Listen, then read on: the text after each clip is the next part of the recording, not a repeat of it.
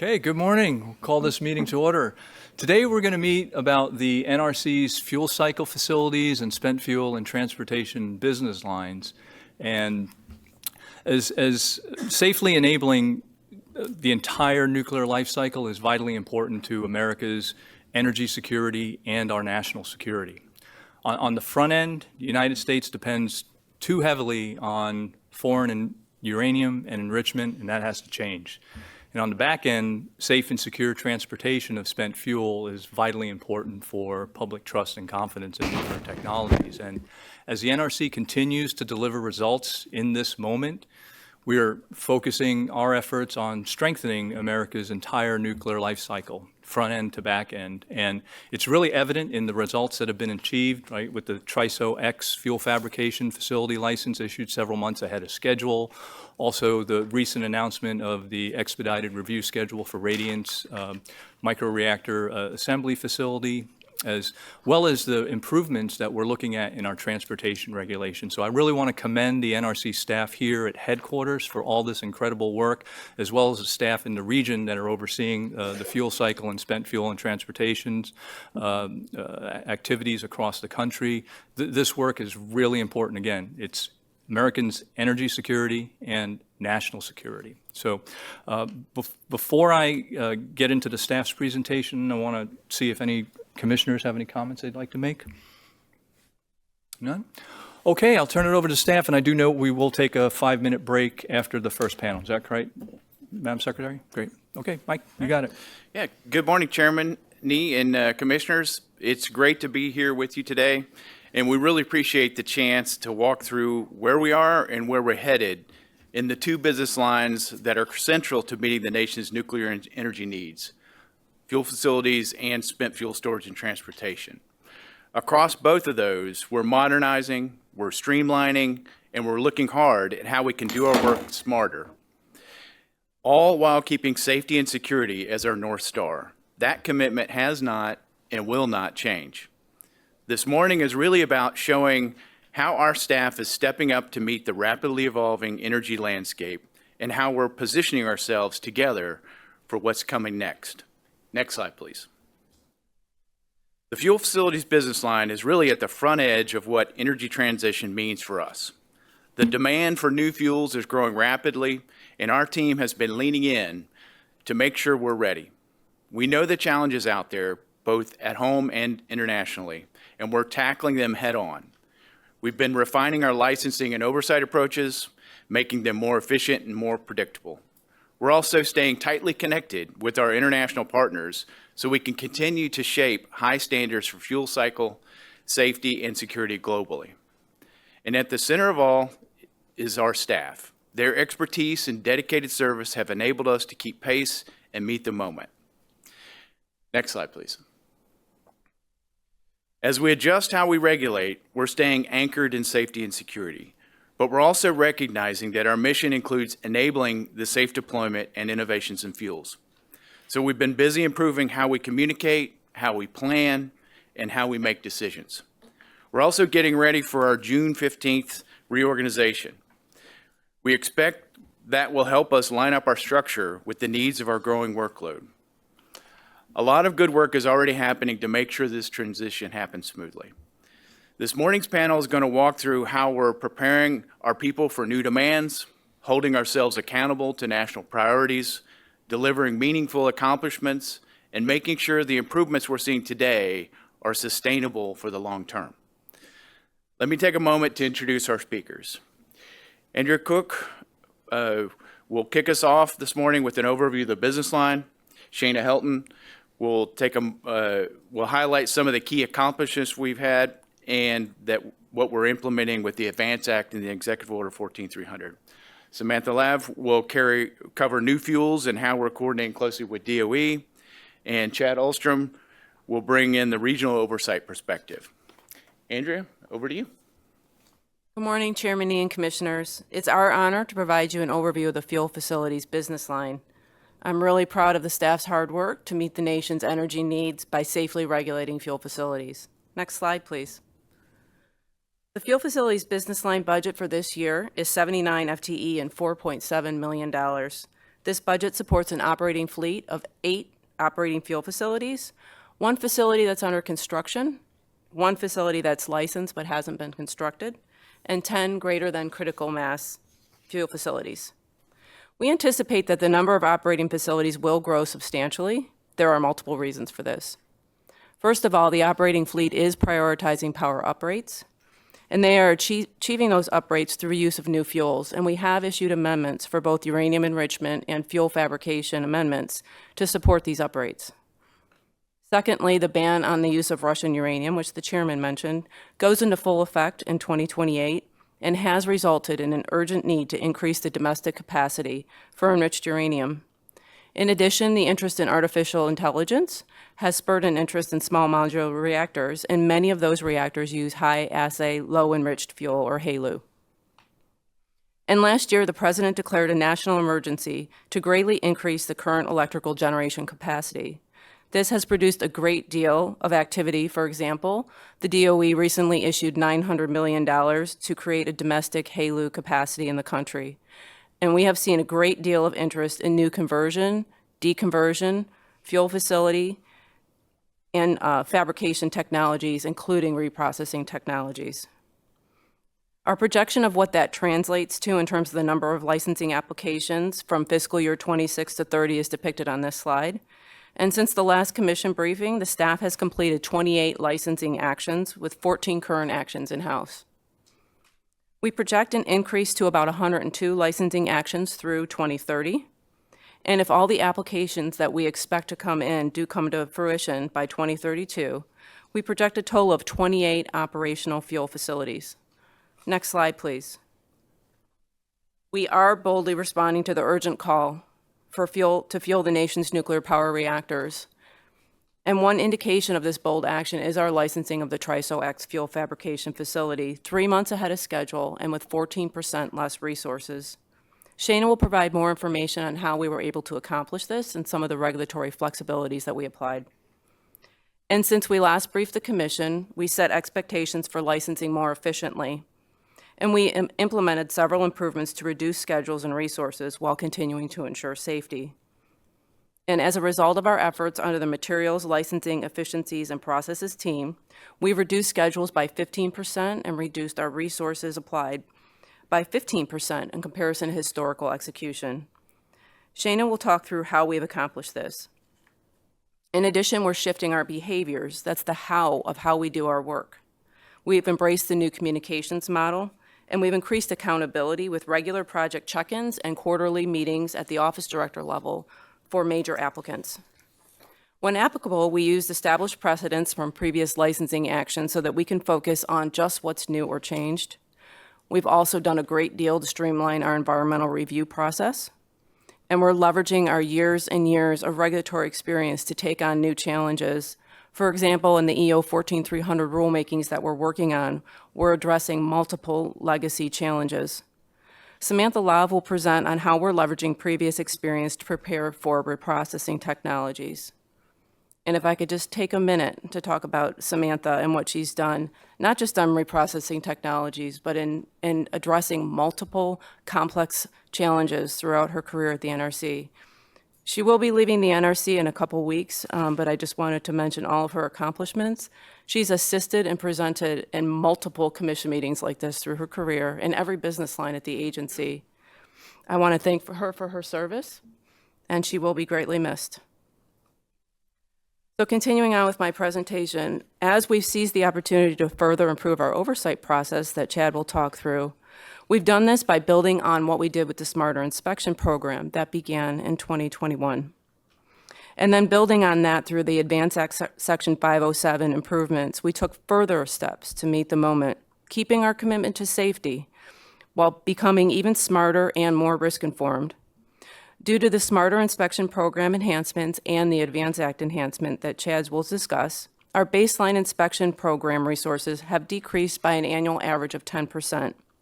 We are working on additional enhancements through the Advanced Act actions that will be implemented that will continue to improve our efficiency, and you'll hear more about this in Chad's presentation. Next slide, please. We are focused on preparing our people today for tomorrow, and we've adopted a few strategies to help in this way. We are applying strategic workforce planning to align what our current and future needs are to our workload demands. And this proactive approach to talent management will ensure that we have the staff that we need who are qualified to license and inspect fuel facilities. We're also working to establish a strong culture foundation by identifying and communicating our priorities and our focus areas so the staff can see how their work fits in with our mission. We're using communication tools such as Teams to make sure we have consistent communications across the business line. And we are fully utilizing our culture team, who provides constant feedback to our leadership and executive teams through just feedback informally and through surveys. We're also trying to smartly manage our workload. We're utilizing the shed defer process where we need to, and we're using dedicated project focus times to complete our work so that we maintain balance. We have also been diligently working toward reorganizing, like Mike said. This will better support completing our licensing and inspection workload more efficiently.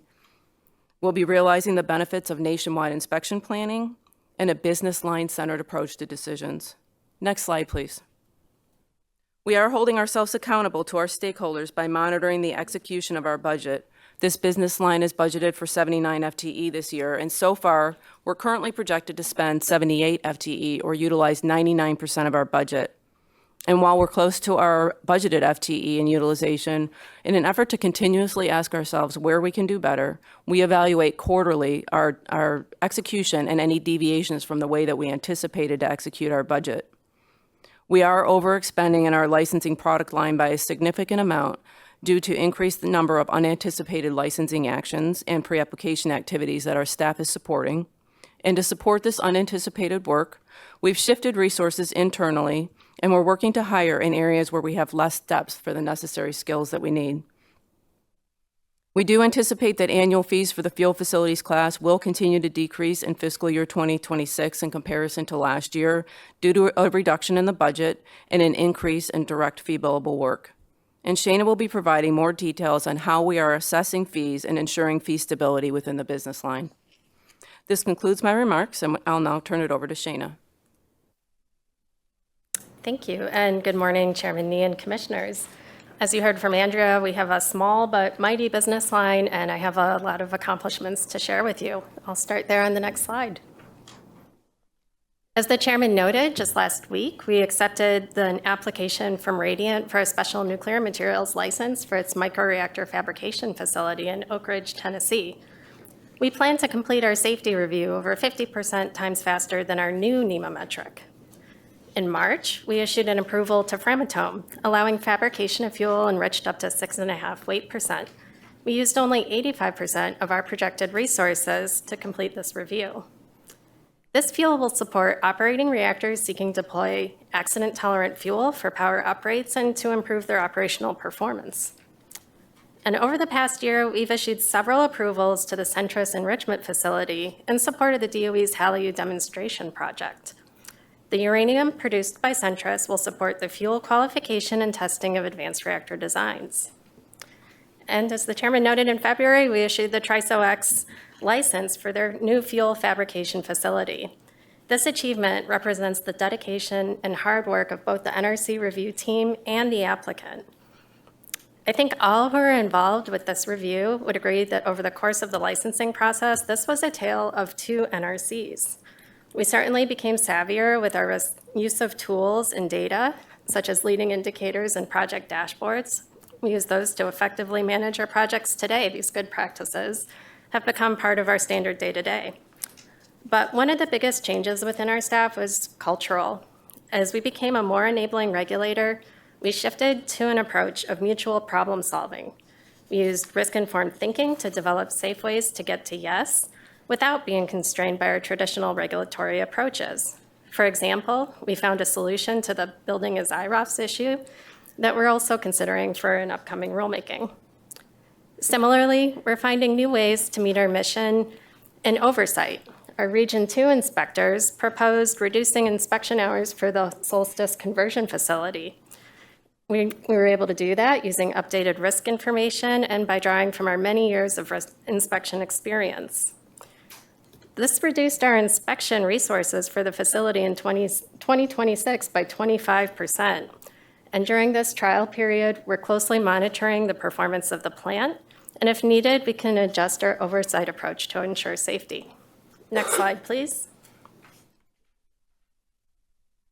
So annual fees cover work that is not tied to direct licensing or oversight and remain a focus for the business line, given the small number of fee-paying facilities. Back in 2016, you can see on the slide, fees had risen so much that a Cat 1 fuel facility annual fee was on par with that of an operating power reactor. We took measures to reduce the fee impact, resulting in the downward trend that you see starting in 2017. Additionally, at that time, the workload was very stable, sites were decommissioning, budget overall was decreasing, and there really weren't any significant plans to pursue new fuels. But then you see a 19% increase in 2023 and a 24% increase in 2024. This sharp rise in annual fees was largely driven by a dynamic external environment. Unfortunately, there were some late-breaking, unforeseen delays of planned licensing submittals, which results in shifting that cost from the Part 170 budget into the annual fee that's levied on our eight licensed facilities that actually pay the annual fee. So to give a sense of how impactful these workload shifts can be, if just one new application review is budgeted and does not materialize, that can result in an increase of about 5 to 10% in the annual fee. When this occurs, the staff can take mitigating actions. We can inform the commission during the review of the budget. We can work with the Office of Management and Budget during their review of our proposals. And during execution year, we can look at moving resources between business lines, as we did this year to support the fuel facilities' increased work. Unfortunately, in 2023 and 2024, the timing of the shift in workload just wasn't conducive to a total fix for the fees. But in 2025, you see that the fees start to trend down. This is not by accident. We conducted extensive outreach to federal partners and to industry to better assess when work would be realized. We revised our confidence rankings that we use for projected licensing, and we budgeted fairly austerely for mission and direct work. In addition, the NMSS licensing expectations that Andrea mentioned direct our staff to focus their time as much as practical on work that is directly billed to licensees and applicants. I'm pleased to show these efforts are working and fees are coming back down, and this is an area that we continue to monitor and manage closely. Next slide, please. As we're preparing for the coming workload, we're focusing closely on our people. The efforts within my division, which does include staff funded by multiple business lines, makes for a pretty good case study that is representative of the fuel facilities business line overall. We're closely monitoring attrition and budget projections to identify critical skill sets and prioritize our recruitment and retention efforts. To fill immediate needs, we're leveraging rotational assignments and work sharing across business lines and across organizations. We are cross-qualifying staff so they can fill multiple roles, and we've recently revamped our qual process so we can speed the time it takes to qualify, and we've modernized the program to include today's expectations for how we work, including our licensing and oversight efficiencies we've developed for the ADVANCE Act and use of BRISC SMART principles. Over the past 3 years, we've qualified about 22 staff, and we have 7 more in progress. And I'd just like to recognize the many staff who support the mentoring, qualification activities, and knowledge management that really need to occur to prepare our staff for success. I'm really thankful for their efforts, and that in doing so, they've built a team environment. Next slide, please. So shifting gears, I'll discuss some strategic initiatives aligned with our national priorities. We're using the EDO procedure as a guide for constructive dialogue with applicants during our enhanced pre-application process. This facilitates the preparation of a high-quality submittal to the NRC. We've recently launched a new applicant landing page. The QR code is shown on the slide to get to that page. And this is to make our regulatory process more accessible to newcomers.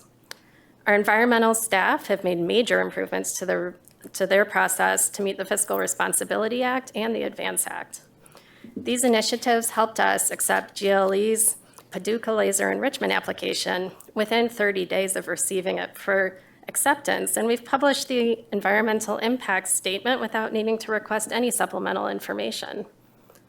The schedule we established for GLE falls within our new NEMA milestones, and we're closely monitoring progress to ensure we catch and resolve issues timely. We launched a construction oversight program and published a major revision of the associated inspectional manual chapter. This is in use today to inspect the activities at new facilities and also to inspect the expansions taking place at existing facilities. This guidance has also been helpful in encouraging good communication between the industry and NRC as construction plans progress.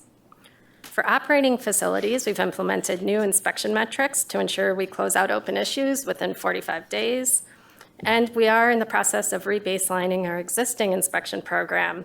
This effort will explore whether we may safely expand the risk-informed approach that I described for the Solstice facility. Next slide, please. And lastly, I'll touch on NRC's role in fulfilling the President's executive order on deploying advanced nuclear reactor technologies for national security. This directed the establishment of at least 20 new nuclear cooperation agreements. These are a frontline non-proliferation tool that advance both U.S. strategic and commercial interests in support of international partners who are seeking safe, secure, and reliable nuclear energy solutions.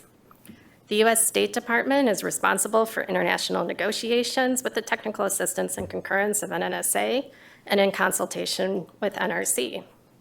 NMSS staff in the fuel facility business line supports the Office of International Programs policy work by performing a technical review, ensuring that the tracking and safeguards obligations can be implemented in our system that tracks nuclear material that flows in and out of the country, and it also monitors obligated material around the world. Our staff's work does not end with the signed agreement. They provide on-hand implementation support of the agreements themselves. Over the past year, our progress has significantly accelerated, and the U.S. has signed new agreements with El Salvador, Armenia, and South Africa. Looking ahead, our agreements with Argentina and Saudi Arabia are nearing completion, and as shown on the slide, planning continues for several more. That concludes my remarks, and I'll now turn it over to Samantha. Thank you. Thank you, Shana. Good morning, Chairman and Commissioners. It's my pleasure to update you on our efforts to enable deployment of new fuels for advanced reactors and on reprocessing. Next slide, please. The Department of Energy's Fuel Line Pilot Program is establishing a secure domestic supply chain for the DOE reactor pilot. These fuel fabrication facilities will begin operation under DOE authorization and may transition to NRC licensing for commercial operations after the pilot. In March, DOE broadened this effort by launching the Nuclear Energy Launchpad, which expands the program to include enrichment and reprocessing pilot lines. The Launchpad may result in additional facilities transitioning to NRC in the future. Today, the Fuel Line Pilot Program includes 5 companies that will produce TRISO, metallic, and salt-based fuels, and several of them are already planning to transition to NRC licensing under Part 70. Our goal is ensuring that this transition is safe, efficient, and predictable, and that it ultimately supports U.S. energy security. We will leverage the DOE authorization where appropriate to inform our independent safety, security, and environmental findings. To support this, the NRC staff is working closely with DOE on a transition roadmap designed to provide regulatory clarity and predictability. The roadmap will help future applicants leverage their DOE authorization and understand what gaps they need to address in their NRC license application. We hold weekly meetings with DOE and their contractor on the roadmap. These meetings allow us to identify gaps early and align expectations. Because the roadmap will not be completed until after the authorization review starts for some of the pilot lines, we are prioritizing topics that could lead to rework or redesign if not addressed early. DOE, with our feedback, is mapping DOE requirements to the NRCs and categorizing the differences as administrative, operational, or facility level. Our early focus areas include natural phenomena hazards, building codes, safety classifications of structure systems and components, security, emergency preparedness, environmental reviews, material control and accounting, and construction oversight. These subject matter meetings are also helping NRC staff gain a better understanding of what is in the authorization and how it can be leveraged in future license application reviews. We've also been recording these meetings for knowledge management. Overall, this roadmap will be an important tool to help applicants meet applicable NRC requirements, will support the NRC's independent findings, and will enable a predictable and efficient transition into the NRC regulatory framework. Alongside the roadmap development, the NRC is also observing DOE authorization process itself. Next slide, please. Throughout the DOE authorization process, NRC is actively observing and engaging so that we understand facility designs, safety bases, and operational strategies well before NRC licensing begins. We hold biweekly calls with DOE and observe their authorization activities at the request of prospective applicants. These observations give us insight into DOE processes, highlight potential gaps, and support early alignment as prospective applicants prepare for eventual NRC submissions. To provide consistent direction, the NRC issued an expectations memo that clarifies staff involvement during DOE authorization observations. It also outlines what prospective applicants should expect if they plan to reference their DOE authorization in their NRC application, and it encourages them to invite us to observe key activities as part of pre-application engagement for their future NRC license application. We provided this guidance to the pilot fuel line participants, and those who plan to transition to NRC licensing have invited us to observe the authorization process. In addition, staff from the Office of Nuclear Reactor Regulation and from the Office of Nuclear Regulatory Research are detailed to DOE to support the review of authorization applications. Their insights, along with regular communication, help us understand the evolving designs and identify any gaps relative to NRC requirements. All these activities strengthen our readiness and promote consistency in regulatory expectations as these facilities move toward NRC oversight. Shifting now to our second topic, I'll discuss NRC's readiness to license reprocessing facilities under 10 CFR Part 70. Next slide, please. Industry interest in reprocessing continues to grow. Multiple vendors are exploring aqueous and pyroprocessing technologies, and the NRC is already engaged in formal pre-application interactions with 2 applicants. We have had informal interactions with several more. The various reprocessing technologies may process oxide or metallic spent fuel and produce a range of outputs such as uranium hexafluoride to be re-enriched, mixed oxide products, or metal ingots of uranium or uranium transuranic mixtures. In addition to the uranium and plutonium used in fuels, some prospective applicants are also planning to separate other elements to be used in industrial and medical applications. Early engagement is helping us identify any technical or regulatory challenges upfront. DOE activities are also contributing to technology maturation and providing early operational pathways through DOE authorization process before potential NRC licensing. As I mentioned, DOE's Nuclear Energy Launchpad includes reprocessing activities that may begin under DOE and then transition to NRC. DOE's surplus plutonium disposition and utilization programs provide material that may be reprocessed or downblended and used to produce plutonium-based or mixed uranium transuranic fuel. Companies receiving this material may operate under DOE authorization and later transition to NRC, or they may apply directly to the NRC for a license. NRC maintains regular coordination with DOE's Office of Nuclear Energy, the Advanced Research Project Agency Energy, or ARPA-E, national laboratories, and the National Nuclear Security Administration to stay aligned on technology development and safeguards considerations. ARPA-E's Converting Used Nuclear Fuel Radioisotopes to Energy, or CURI program, and DOE any research and development funding can make NRC licensing more efficient by developing reprocessing methods and the process monitoring, material accountancy, and safeguards technologies that future applicants can use to demonstrate safety and security. With this increasing interest, the NRC is preparing for future licensing needs. Next slide, please. NRC's earlier work on a dedicated regulatory framework for reprocessing provides a strong technical foundation for future licensing. Beginning in the mid-2000s, NRC conducted substantial preparatory work, including the 2009 regulatory gap analysis, which identified 23 gaps needing resolution, the 2011 draft regulatory basis outlining potential regulatory approaches, and the 2013 recommendation to develop a new Part 70X based on risk-informed insights. Although that rulemaking was terminated in 2021 based on limited near-term applications expected at the time, we continue to use this foundational work in our pre-application interactions. Per Commission direction, the NRC staff has maintained awareness of developments in reprocessing and invested in strengthening technical expertise. Since 2022, the Office of Nuclear Regulatory Research has developed 4 reports that expand our understanding of engineering scale pyroprocessing, off-gas and ventilation systems, chemical process safety, and emerging technologies such as veloxidation, oxide reduction, and fluoride volatility. These products are informing updates to regulatory guides and standard review plans to ensure we fully address hazards and accident mechanisms across different reprocessing technologies. Under NRR's leadership, we have also reviewed existing regulatory guides and began developing a draft annotated outline of a standard review plan for reprocessing under Part 50. Staff across the agency participated, helping build reviewer capacity that will be valuable whether licensing occurs under Part 50 or 70. Building on this foundation, the NRC is now focused on using flexible, risk-informed methods to close regulatory gaps and support licensing under existing regulations. Next slide, please. The NRC can license reprocessing facilities today under the existing Part 50 or 70 regulations using exemptions and license conditions.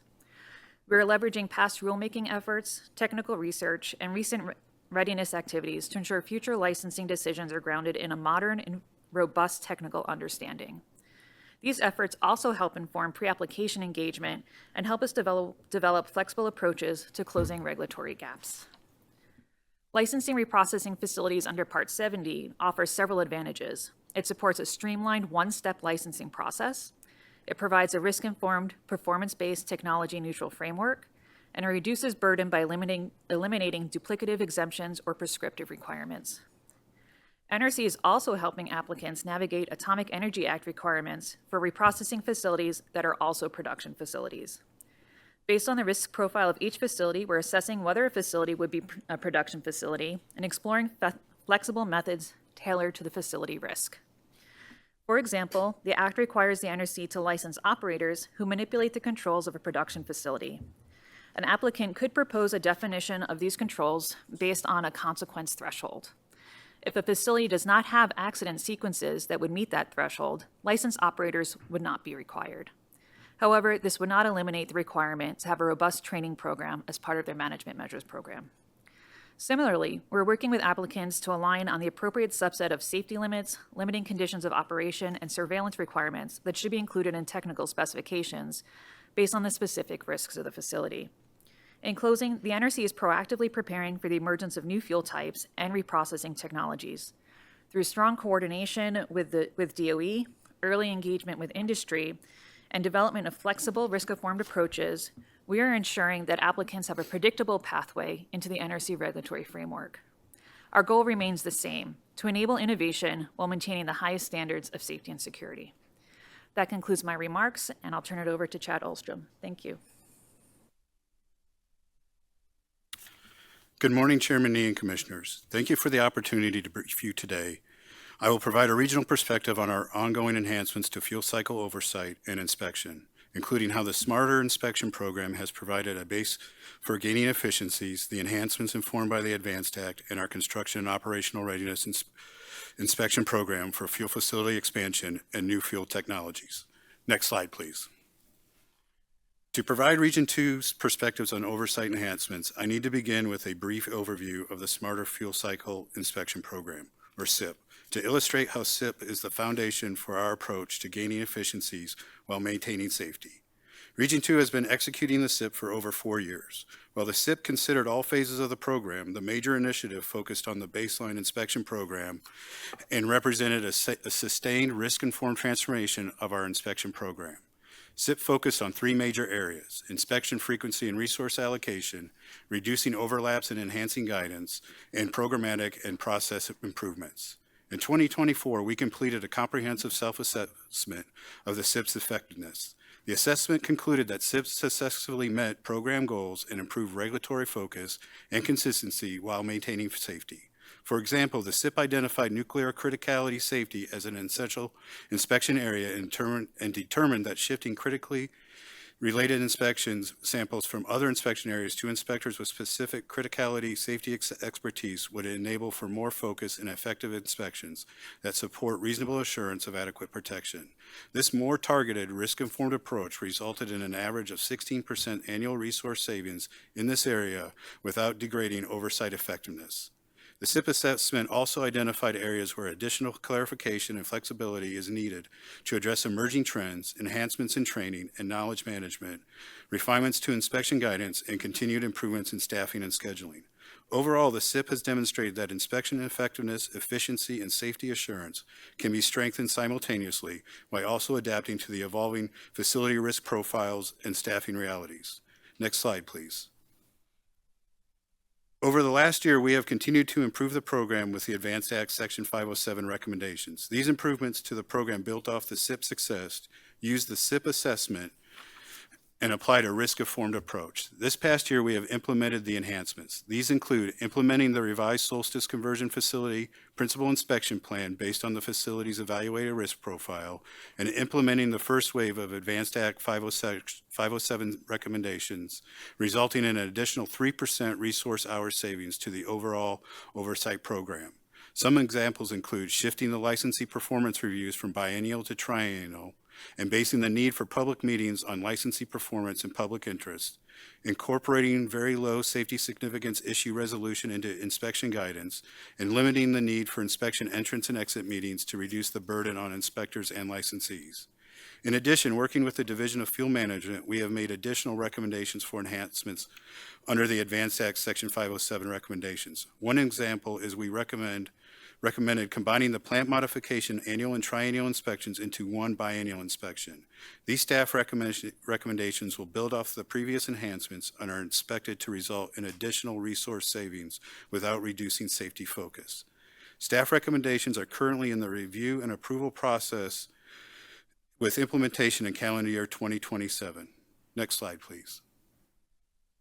The efficiencies gained through SIP implementation and subsequent enhancements have strengthened Region 2's inspection program and enabled more effective use of resources in areas of greatest need. With the gained efficiency, we are pursuing the previously discussed opportunities provided in the SIP assessment, including increasing inspector depth in specialty areas, knowledge sharing, and continued improvements in staffing. Currently, one inspector is pursuing fuel facility qualifications, while others are expanding specialty qualifications to strengthen baseline program execution. For example, since the SIP assessment, 2 inspectors have completed qualifications in material control and accountability inspections, increasing capability and depth in a critical program area.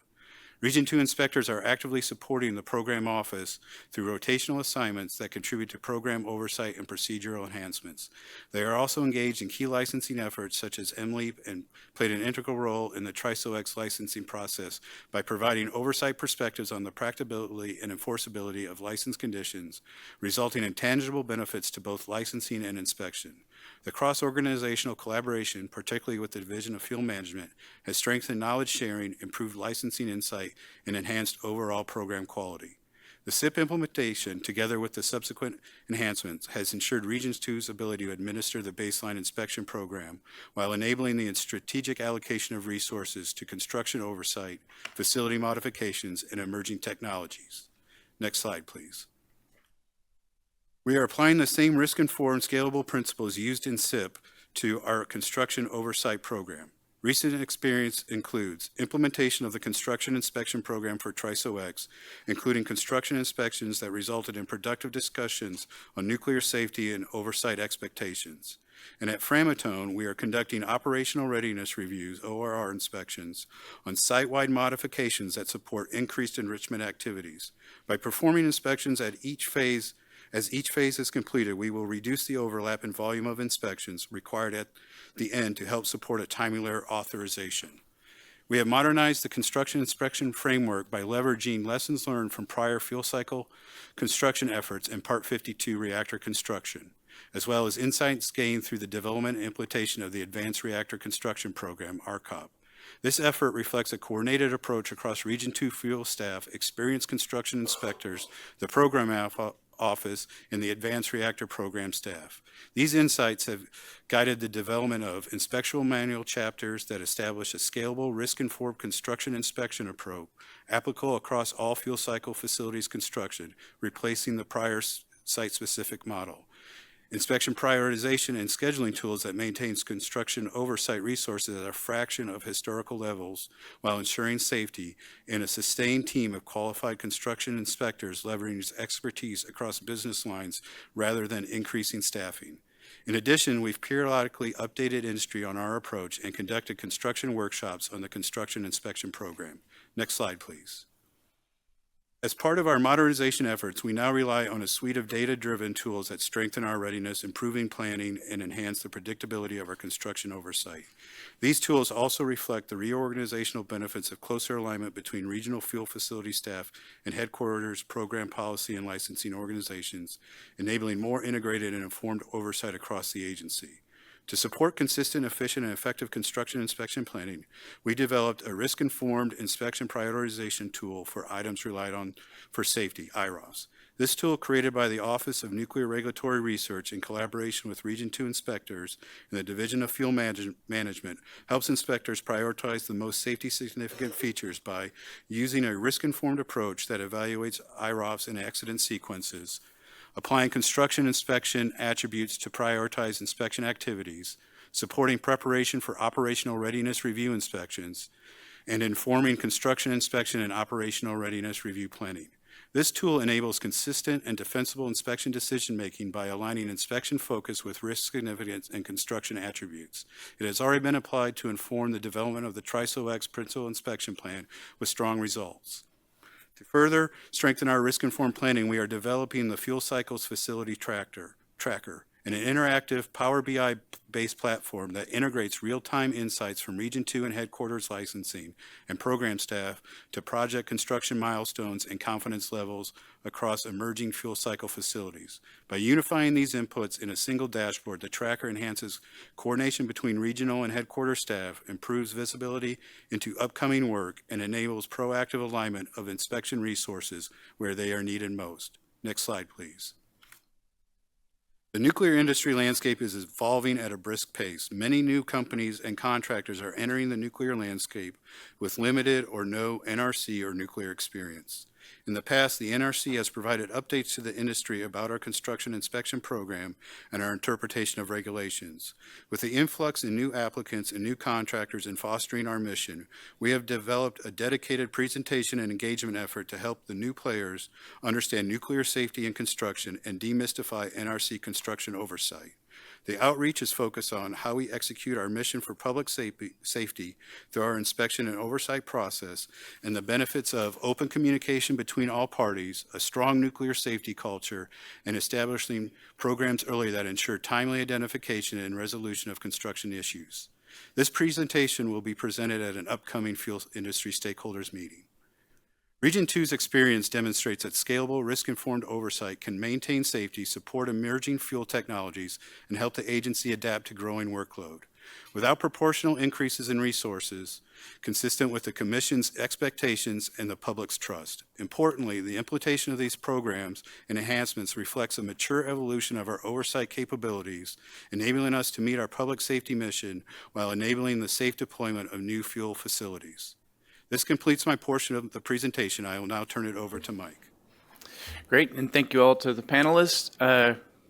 Commissioners, happy to take your questions. Yeah, thank you very much for the comprehensive presentation. Commissioner Marzano, you got to go first today. Oh, thank you, Chairman. And thank you all to our panel for your presentations today and for your role in enabling the safe and secure operation of our nation's fuel facilities.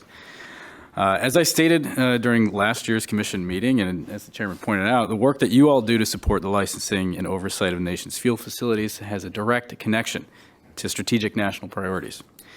I commend you for what you have accomplished over the past year, demonstrating how the NRC isn't simply keeping up with innovation, but driving innovation in fuel cycle technology towards commercial deployment. Your efforts are supporting a once-in-a-generation modernization of our nuclear fuel supplies, delivering new fuels that are enabling power uprates at existing reactors and making advanced reactors viable. Last year, we discussed the expectation of significant growth in the fuel cycle business line over the next few years, and as we've heard during the staff's presentation, these expectations are quickly becoming a reality. It is clear that the workload in this business line will be higher than ever, and we must manage our resources strategically over the next fiscal years, directing them where they're needed the most. We must also anticipate the staff's needs and ensure that they have the tools to support and accommodate this coming workload. And the agency maintains the technical expertise required in this area. I encourage staff to seek support from the commission as needed, and I thank you again for your commitment and your expertise. So with that, I'd like to begin talking a little bit about reorganization, especially in NMSS and how the regions are going to be kind of shifting and transitioning here. So as it's pretty well known, regional staff are going to be reporting directly to NMSS rather than to the regional administrator. And so my question centers around, with this new structure, how the change management plan that is implementing this will address the kind of organizational culture aspects of the transition, and specifically how leadership at NMSS will ensure that effective and efficient communication and cooperation between the leadership and regional staff will be maintained, including an inclusive culture where people feel part of the organization, given that the leadership is not going to be necessarily physically present. First, thank you for your really thoughtful comments. But in terms of your specific question on the reorganization, first I'll just start with what the reorganization will accomplish in terms of our efficiency and our decision making. And I think bringing the licensing part of our mission together with our inspection part will help us work through issues more quickly and get to a risk-informed approach. I think the other thing that bringing the regions under NMSS will accomplish is looking at consistency in our approaches across the regions. But to get to your specific question, which I think is really, really important in terms of integration of the organizations in the regions under NMSS and communications and making sure that those organizations are integrated, that is one of our highest priorities. And it is something that we need to pay particular attention to. And so we're still continuing to think through this, but a couple things that we're already working on are more direct communications. So things like video communications instead of email communications, being physically present in the regions. So we're making it both ways. So, Kathy and I are going out to all the regions in the next few weeks to make sure we get to know the people there. We do need to make sure that we have opportunities to have people from the regions come to headquarters. So we've set up several opportunities in the next few weeks to make sure that we do that. And then I think we need to think creatively about integration when we can't be together. So making sure that we remain connected. So little things we're thinking about, making sure that we have like a photo org chart instead of just an org chart with names, and so that you know people's faces. It seems like a small thing, but that's a big thing to me, to make sure that we know the people in our organization and they feel valued. And also thinking about how we can connect even virtually. So, yesterday we had a Connect Day event where we had like people joining for lunch, and we had teams from the regions, teams connecting to the regions where they had their own connection event. It's not ideal. We're not all in one space, but making sure we think about how we do those things creatively so that people feel inclusive are just some of the things that we're thinking through. But it is a critical issue, and it's really top of my priority list. Yeah, and I think there's pluses and minuses. I think there's a lot of benefit in raising kind of some of the experience that inspectors and folks on the ground have on a daily basis to kind of, hey, this is a good idea, this is working, or I have this idea, and being able to have that kind of more consistently applied across NMSS and the business lines here. I think that's very valuable. But at the same time, feeling that connection to the organization, being in a separate physical location, I think can be a cultural challenge as well. So I appreciate the proactive steps that you're trying to take here. So I'm going to shift a little bit away from the reorganization topic. And I want to, Samantha, thank you for your years of public service, and I appreciate all that you've accomplished here. I'd like to kind of talk a little bit more specifics on the transition of DOE pilot facilities to NRC. Has there been, in the fuel facilities specifically, any historic examples of how a DOE facility has been reviewed and approved by the commission under our authority? Yeah, in the 1990s, we transitioned the gaseous diffusion plants from DOE authorization to NRC certification under Part 76. So there are actually a lot of lessons learned from that. There's a NRC lessons learned report. There's an NRCig lessons learned report. And we reviewed that and are using a lot of those insights in our interactions with DOE and the development of the roadmap and thinking about how those facilities can transition. So some of those things are directly what we're doing now. Like one of the recommendations was having a crosswalk of DOE to NRC requirements. So that's the roadmap. Another one was making sure that NRC staff are trained on the DO requirements. So in all of our interactions and our subject matter expertise discussions, as well as having NRC staff that are detailed, we're really gaining those insights. And there were discussions about readiness for transition, and those are things that we're going to consider as we develop expectations for construction oversight, as well as what that transition looks like. Excellent. Yeah. I knew there was an example out there. Just going to maybe put my my finger on it. But, again, you've mentioned kind of the observations and being involved with the DOE reviewer specifically. Are there any areas in particular that you're seeing that are going to present kind of more of a significant challenge? I'll say, that's one example, but we have lots of different players, new players, have a lot of familiarization to do with both DOE's authorization and ours. And so, as you've kind of gone through these observation activities, is there anything that I think you may anticipate would be a greater challenge than others? Yeah, many of the pilot line applicants are new to the nuclear industry or have a more limited experience, right? So they're first trying to understand the DOE requirements as well as the NRC requirements. And with the roadmap coming later, it's really important for us to be able to ourselves understand what those differences are and be able to communicate that early enough so that if there's something that would require a retrofit in the future, they can consider that early enough before they start construction to say, okay, well, I might need to design for a slightly different design basis. Let me make sure that I'm conservative and I'm addressing both. Yeah, along those lines, I mean, so there's definitely a potential scenario where, a licensee may, in transitioning from DOE to NRC, may have to, either augment or revise their integrated safety analysis or make other site modifications. Is that something that is potential here? And how are we kind of working early on with the pilot facilities to hopefully trying to minimize or avoid those impacts? Yeah, that's exactly why we picked the topics that we did for early engagement. Those are areas that could potentially lead to retrofits, redesign. And so fortunately, with the pilot lines, they're several months behind where the reactor pilots are. So they're not quite as far along in the construction or even in the design review. So we have a little bit more time to provide that. With the applicants who are going to transition, we are looking at their preliminary documented safety analysis. If they have that, if they want to share that with us, and trying to find some of those insights, and we will be sharing those with them. Excellent. All right. Chad, thank you for being here. I'd like to talk just a little bit about, again, kind of transition, right? We have a lot of focus on construction oversight, rightfully so, with a lot of new facilities coming online.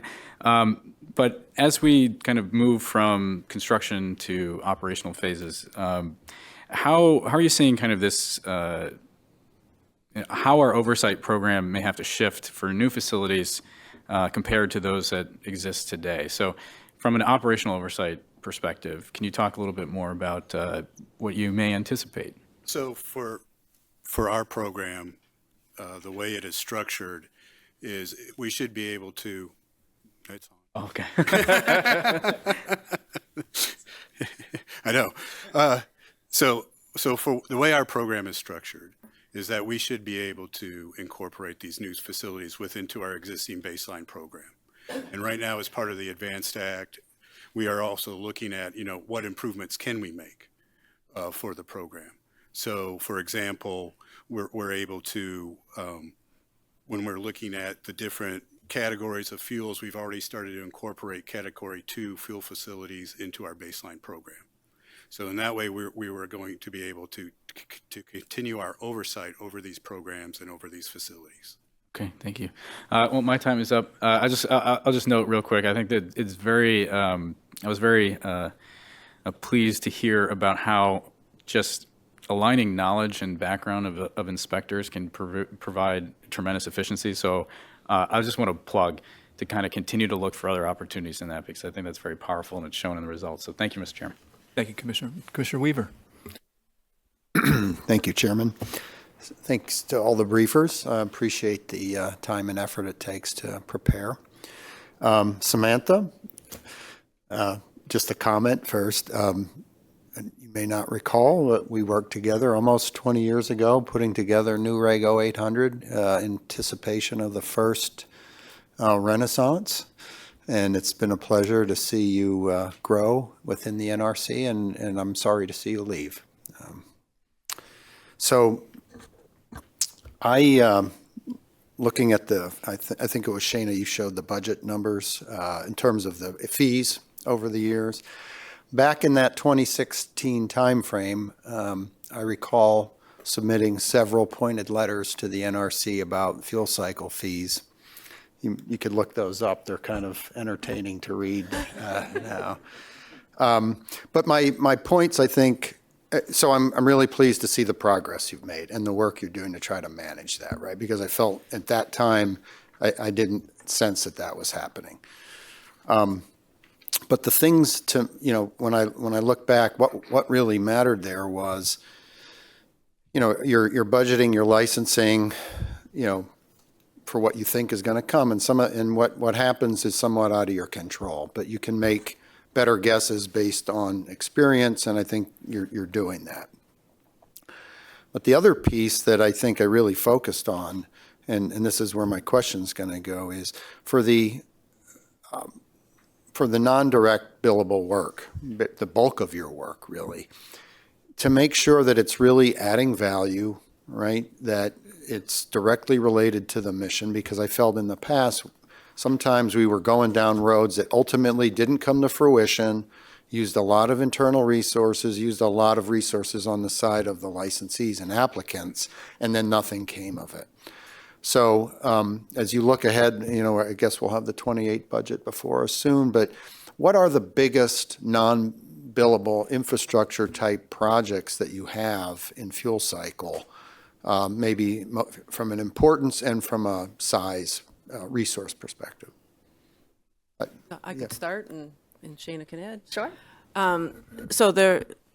So we are trying to make sure that most of our work, or most of our time, is spent on direct fee billable work. And I think if you look at the portion of our budget that is direct fee billable, it is increasing over time. So I think we're moving in the right direction. There's still more to do. So we're a continuously learning organization. But in terms of answering your specific question, there is also important work that happens in what we call indirect activities that do contribute to the annual fee. And the biggest one is training our staff. And so we do need to continue to do that. So that's a big portion of what goes into that annual fee. Another big portion, rulemaking. And this year we're overexpending in rulemaking for obvious reasons. So rulemaking is a big part of it. And guidance development. And, we do need to look at the value of those various activities and make sure that the value is worth the time that we're expending.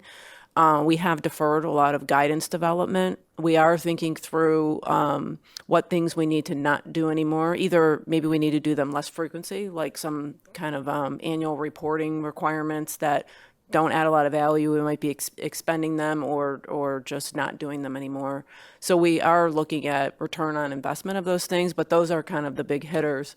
And I also have to give a shout out to my predecessor, John Lubinsky. I think shortly before he left, he introduced a return on investment template so that it kind of forces us to ask for those indirect activities, walking through what is the return on investment. So is this worth spending our time? So, I think more to come on there. I think we need more work there, but we're moving in the right direction. So. Thank you. Yeah, and I'll just add, as you know, in fuel facilities, fees have been a focus area. I think from 2016 to where we are today, 10 years later, it's a very different, it feels like 10 days, sometimes it feels like 1,000. But, back in 2016, I don't think we had nearly the level of rigor that we have today. And since I joined the business line in 2021, we've had a lot of public engagements with industry to give transparency about what exactly is in the non-fee billable aspects of the work that we do. And a lot of it is people, as Andrea noted, and the administrative functions that are critical to achieving our mission. We cannot get work done if we don't have administrative assistants, for example. We see that when we have a shortage of staff in that area, that there becomes a backlog of licensing, and we don't want to be there.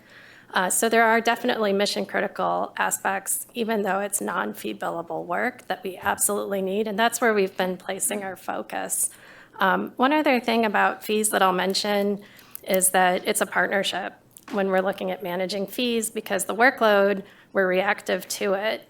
And one of the areas that we've, in addition to giving transparency about what comprises the non-fee billable, we have, and credit to Samantha, because she laid quite the track record for knowledge management, not just from this meeting, but in our fuel facility stakeholders meetings. We have one next week, and she's presented in that forum to sort of educate the industry about the timing of our budget process and when staff has the ability to influence decision-making, when the commission has the ability to influence decision-making, because once we get on a path, there are certain things that are prohibited by law or by process that we just simply can't influence from the staff level. So knowing when to give us the information, I think, has been helpful, because we have seen increased communication from applicants and licensees. They're sensitive to our timing. Sorry for the long answer. Thank you. I'm going to try to get in two more questions. So if you give me, so on the reprocessing work, I think I heard there's a draft standard review plan under development, perhaps, or I'm not quite sure. What is the status of that, and when would you expect to have sort of some public engagement on that? Yeah, so the working group with NRR and NMSS started out looking at reprocessing under Part 50. And looking at the existing reg guides, that was looked at in the draft reg basis as well, and what should continue, what needs to be updated or modified, and working with the center, started an annotated outline for an SRP under Part 50. Right now, much of the interest is licensing under Part 70, so we're going to take some of what we learned in starting the development of that and consider what future updates for reprocessing guidance may be needed. So we'll leverage that as we evaluate additional guidance needs. Okay. Chad, on inspection, so obviously for reactors, we just rolled out, we're in the process of changing the ROP. If you look back to a time before the Smarter Inspection Program was implemented, and to where you're going to end up, can you give me some sense of how the level of effort might change in terms of the number of inspection hours at a typical licensee? I realize there's different kind of facilities, and it may vary by facility, but I'm trying to, for example, in ROP, we went from something like 2,000 hours in the baseline to something like 1,300. I'm just trying to get a sense of what the magnitude of the changes that are occurring on the fuel cycle side. So in terms of hours, I can't provide that. Percentage-wise, I can provide that. So when you look at what we've done for resource savings, you need to look across, the past 5 years with the SIP implementation, what we've introduced with the Advanced Act so far, and then what we propose to introduce. And with those reductions, what we're looking at total is roughly 30% decrease. Okay. So it's comparable. So it's very comparable to the ROP. And as you look forward, obviously fuel cycles, other than enrichment facilities, can start construction pretty quickly after they submit an application. How well are we prepared to deal with having, a larger number of fuel cycle facilities under construction and the construction oversight program? That's where these efficiencies that we've gained are extremely helpful, because it's now allowed us to take resources and focus in on construction and manage these construction projects. Now, there will be a point in the future, as they're, looking at budget in that, where, those resource, the amount of workload will catch up to those gains. And so that's continuing to be evaluated as far as for future budgeting in that. But for right now, we are able to focus in on the demand for construction. Okay, well, thank you. That's all for me. Oh, yeah, Mike, I'm sorry. I was just going to say, the work that's going on with the reactor oversight program and advanced reactor construction oversight program, they collaborated across business lines. And so all the good learnings from that have been applied here. And the construct that I think will yield the biggest results is they start with, what is the risk of this facility to the public? Let's scale the overall plan for oversight commensurate with that risk. So if it's a higher risk facility, there'll be more construction oversight. If it's lower risk, there'll be less. And so that is what's baked into these programs. Thank you. Chairman? Thank you, Commissioner Weaver.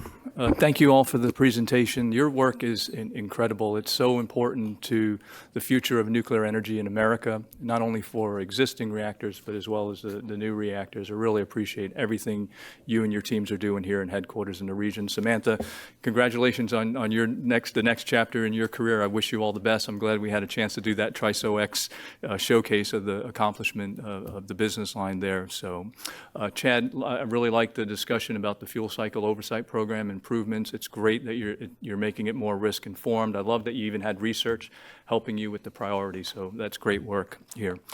I want to talk about further enabling, how we can do our jobs better, having a strong safety focus with efficiency and speed. I think we have an opportunity. Project Ike, Orano, right? They submitted an application to the NRC, and identical facilities operating in France, licensed by a mature, competent regulator, the ASNR in France, right? There's decades of experience we have with these facilities. So tell us, what do you think the opportunity is for us to leverage information from a trusted, competent regulator to help us arrive at a safety decision sooner rather than later? Yeah, I think it is a unique opportunity, and we must seize that opportunity because it's unique in that we have another country that has licensed a facility with the exact design that we are now reviewing. We have another country that has more experience in things like reprocessing that we haven't done in this country in years. So that we found that's a very unusual situation for the NRC, and so we are taking full advantage of that situation. We did meet with France during the RIC to start the discussion about how we can coordinate. We need to take this idea of leveraging to a new level with what we're doing with Project Ike. And what I mean by that is, we've done similar things on the reactor side, and based on the timing of applications or differences in the designs that are being considered or differences in the frameworks that are being used in countries, we haven't been able to actually take another application and reference it and leverage that information, and that's what we need to do here. So we're at the very beginning of the process. We've got a series of activities laid out for this summer to start interacting with France. But what we've done so far is try and identify what are the topics where we think there may be the most similarities between the two frameworks and where we need the most assistance, identify those and go after those areas to be able to fully leverage. We're also thinking about how we might be able to use AI to evaluate, for example, the safety evaluation. I don't know the French term for safety evaluation, but to leverage the evaluation that was done by the French and compare that to our requirements to see where there are the most similarities so that we can leverage that. So that's another idea that we have. And we have staff going over to France actually this summer to tour the facility to get some more of these insights. So I couldn't agree more. It's a unique opportunity that we won't let pass us by. If I could add one aspect of it, it's not only a unique opportunity for us to learn from and leverage but it's also an area for us to lead in the international arena, right? At the IAEA, we were just there, right? Poland and others are trying to leverage our previous reviews. This will allow us to play a key role in enabling the deployment of U.S. technology abroad as well. In my view, this is the model for the future of global nuclear safety regulation. We all know a lot, we've done a lot, and I think this is an area where we can demonstrate leadership using in other countries' information to leverage what we do. So that's great. I love to hear it. I want to hear more about the efficiencies we can gain there. Okay, DOE and NRC coordination, the fuel pilots. There's been a lot of questions asked about, hey, what is happening? In my view, this is a deliberate, coordinated federal effort to deliver nuclear energy infrastructure to America. I've talked with some folks that we have detailed over to DOE on the reactor pilot program. Amazing examples of how our knowledge and experience is informing the development of, improving the safety case for these designs that may ultimately come to NRC for commercial applications. I heard you say it's kind of, you're a little behind the reactor pilots, but tell me, with the folks that we have observing, tell me some of the things that we've seen so far and how that's going to help us in commercial transition. Yeah, our staff that are detailed for the reactor pilots, some of them they're the same people. There's a subset of them that are also working on the fuel facility pilots. So they're learning that DOE process on both sides. We have staff who are looking at fire protection, MCNA, and physical security, as well as quality assurance. So we're having good discussions with them. They are asking questions. They're asking RAIs like they would if this was an NRC review. There haven't been any real major aha moments yet, but we are early in the review.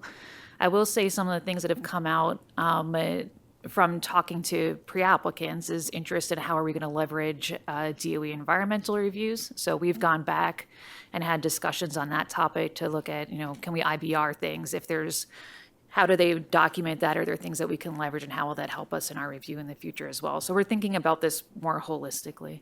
Okay, that's fantastic. Look, there's no rubber stamping, right? Whether we're going to work with another regulator or work with another federal agency, right? There's knowledge, and this knowledge helps improve our decision. So we will, in all cases, I believe, validate any information we have from any observation of a foreign regulator or another federal agency to, inform and make our regulatory reviews efficient. Because the way I see this, look, DOE is investing significant money in programmatic things to build the nuclear life cycle infrastructure. NRC, we're providing the licensing frameworks. We're in separate lanes of traffic, but we're all headed to the same destination, which is United States leadership in nuclear energy. So thank you for the work there. With all this great stuff going on, this cannot be one and done. Right? You all have made extremely amazing accomplishments in the timeliness of your decisions with a strong safety focus, with efficiency and speed, and that's great. Can't be one and done. So EDO mentioned a couple days ago, we're building a management model to instill the discipline and the consistency in how we do business going forward. So I'm going to ask a mid-level manager, Shana, tell me how you see an NRC management model helping us going forward into the future and sustaining this performance, because I've already seen the things you're talking about with budget execution discipline, the focus on feeds, responding to Commissioner Weaver's letters. Tell me how a management model is going to help our agency be successful long after all of us in this room are gone. Happy to share some insights, and I'll try to be less long-winded than I was on fees. You've got 2 minutes and 50 seconds. Yes, thank you. We talk about systems, we talk about data that we're using, the leading and lagging indicators, the project dashboards, but the data and the dashboards are only as good as the people who are going to go and use those systems and apply them in their day-to-day behaviors. And I can tell you, as a kind of a lesson learned coming out of the TRISO-X review, it was really the shift in behaviors that started accelerating our progress, and the tools helped us. But I think with the organizational model that we're developing, having the focus on behaviors, Andrea and I are actually leading the development of what that actually looks like, more specific behaviors. We're having a town hall with staff next week to start to roll out our preliminary thinking about those and get feedback, because we all have to see ourselves in the management model. And I think that for the lessons learned that we take, using those in a forward-focused manner, updating our programs. For example, many of the lessons learned from TRISO-X, we're now informing our efficiencies that we've been developing under the ADVANCE Act. We're documenting those in our division instructions, which are publicly available, and they're going to help us. And by being publicly available, it's going to help our stakeholders hold us accountable to them if they don't see us following them. So I think there's a lot of ways that the management model is going to help us, and having the alignment and the leadership to help us focus on the behaviors, the accountability, the standards that we want to set. I see a lot of promise in that, actually. It's really great to hear. You mentioned culture. Both of you mentioned culture in your discussion, and Mike, thank you for your efforts. I love what you all are doing. I'm so proud of the leadership team and how much you've accomplished in such a short period of time, and just building the framework for a discipline management model that we can use going into the future. I think organizationally speaking, this is probably one of the most important things that we could do for the sustainability of this agency going forward. Again, our efforts here just cannot be one and done. It has to be repeated over and over into the future over a long period of time. So thank you very much. I'm done, and I think next, Commissioner Wright. Thank you, Chair, and thank you for your comments, by the way. And if you don't mind, I'd like to associate myself with those comments because what you've identified and what the staff is trying to do is critically important. And it has to be durable. It has to be able to replicate itself over and over and over again. And I really appreciate your what you said and your efforts as well. And thank you so much for your presentations today.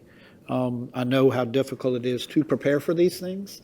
And for the people who help support you, and but this is a really important meeting because you're coming to inform us and allow us to try to ask some questions that make sense, I guess, where we can get some good, maybe clarity on some things.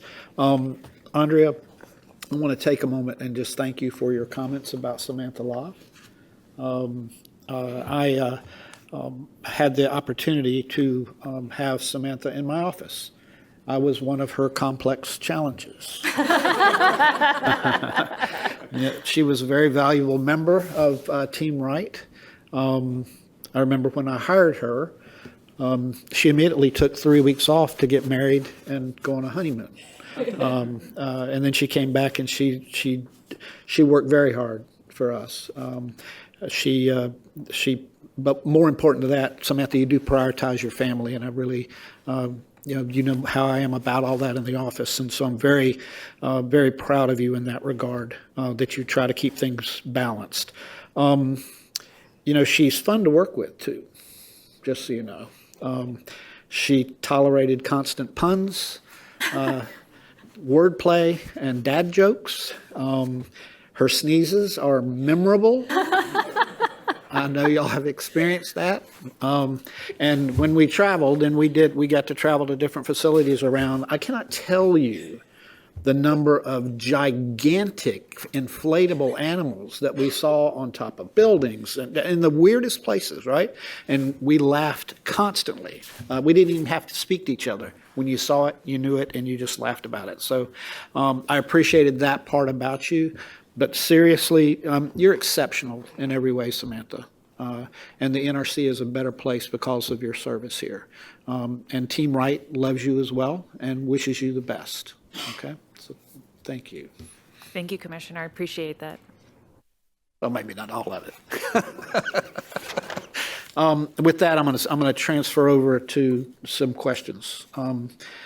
So, Andrea, you mentioned early in your background, slide 7 or so, and you mentioned that you'd shed certain activities, right, to focus resources better. Can you maybe add a little meat to that bone, maybe clarify or specifically what kind of activities or program elements have been reduced or eliminated, particularly in the licensing or framework development or guidance updates?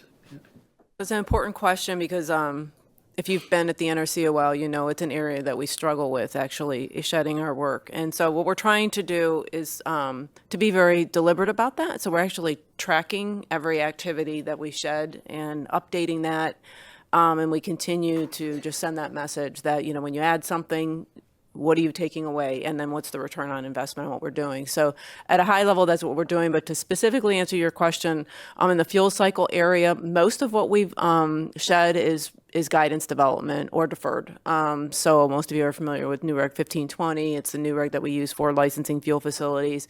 And it does need to be updated, but we did defer updating it as well as multiple reg guides and other internal guidance. Like I mentioned, we're also deferring some routine periodic reports that we've maybe pushed out instead of doing it annually, maybe doing it every couple years or every 5 years as well. And we're using that return on investment template to ask ourselves, do we really need to do this, and just shedding the work that is not needed. Again, more work is there as a cultural shift. We hire the brightest and the best like to do everything possible. And so we really do need to focus in that area. So more to come. Okay. maybe I'm going to drill just a hair deeper on that too. So with regulations becoming more risk informed, and how are you ensuring that you're keeping pace? I mean, is there any kind of a sign, a metric, or that and I guess what would be the plans? Have y'all developed plans on how you're going to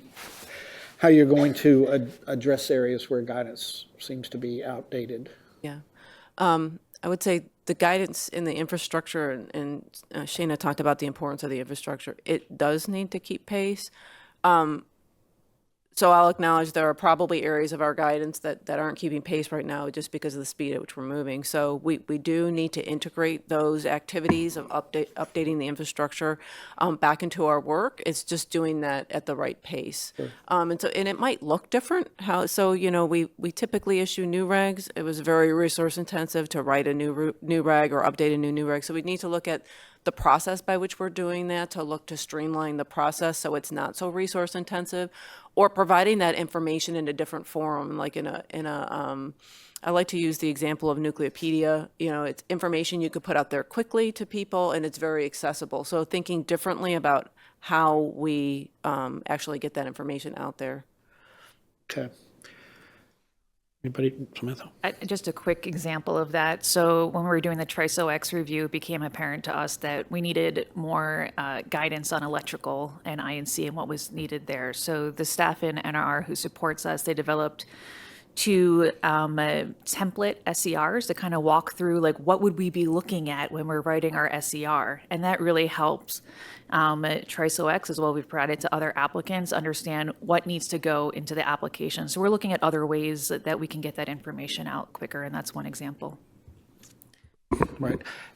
I'm not exactly sure where the question's at in this, but one of the big concerns we have, and especially in the fuel side of things, is budget and making sure that, if something doesn't materialize, that people don't get penalized, or how we're trying to work through those things. And I know that Shana, you mentioned it as well, that y'all are trying to do a little better job of looking in the crystal ball, right?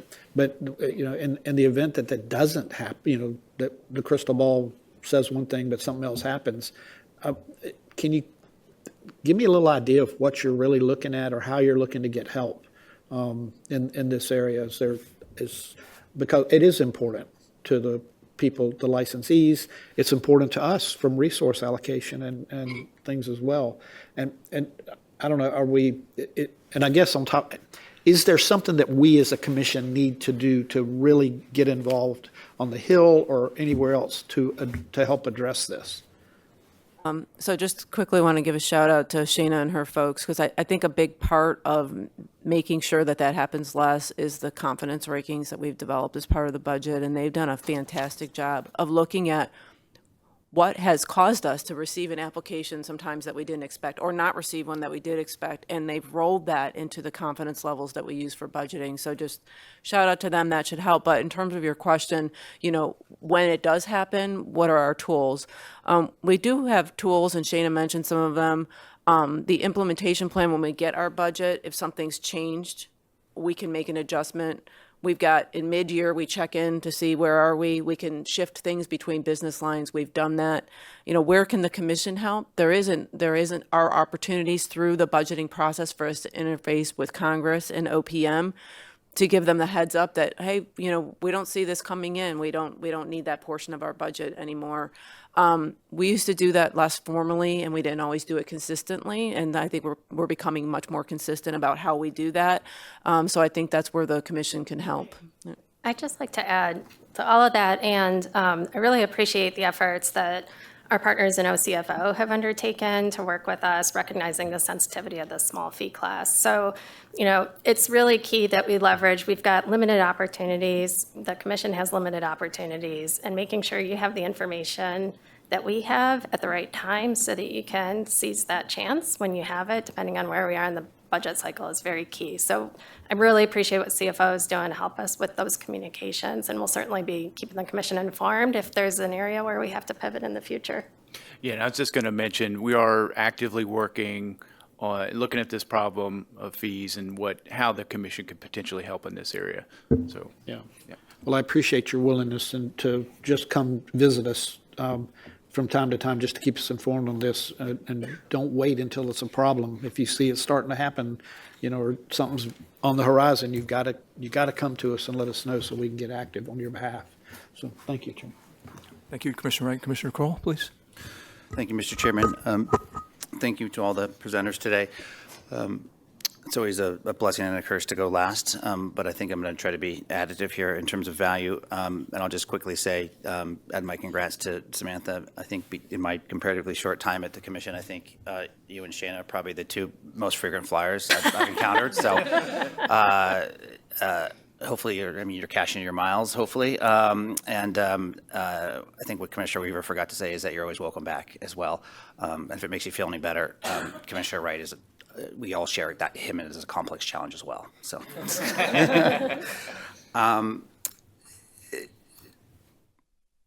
Andrea, this is probably going to default most of the stuff to you, but we'll see how we go here.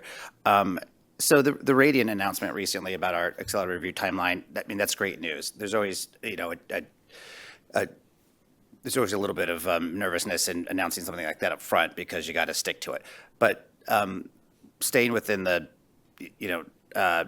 non-proprietary information space here, could you give a little bit of flavor, to us and those listening, like what makes a difference in terms of what we receive from an applicant that allows us to set a more accelerated timeline, a schedule? Like, what are the lessons learned here for others to think about as they engage with y'all?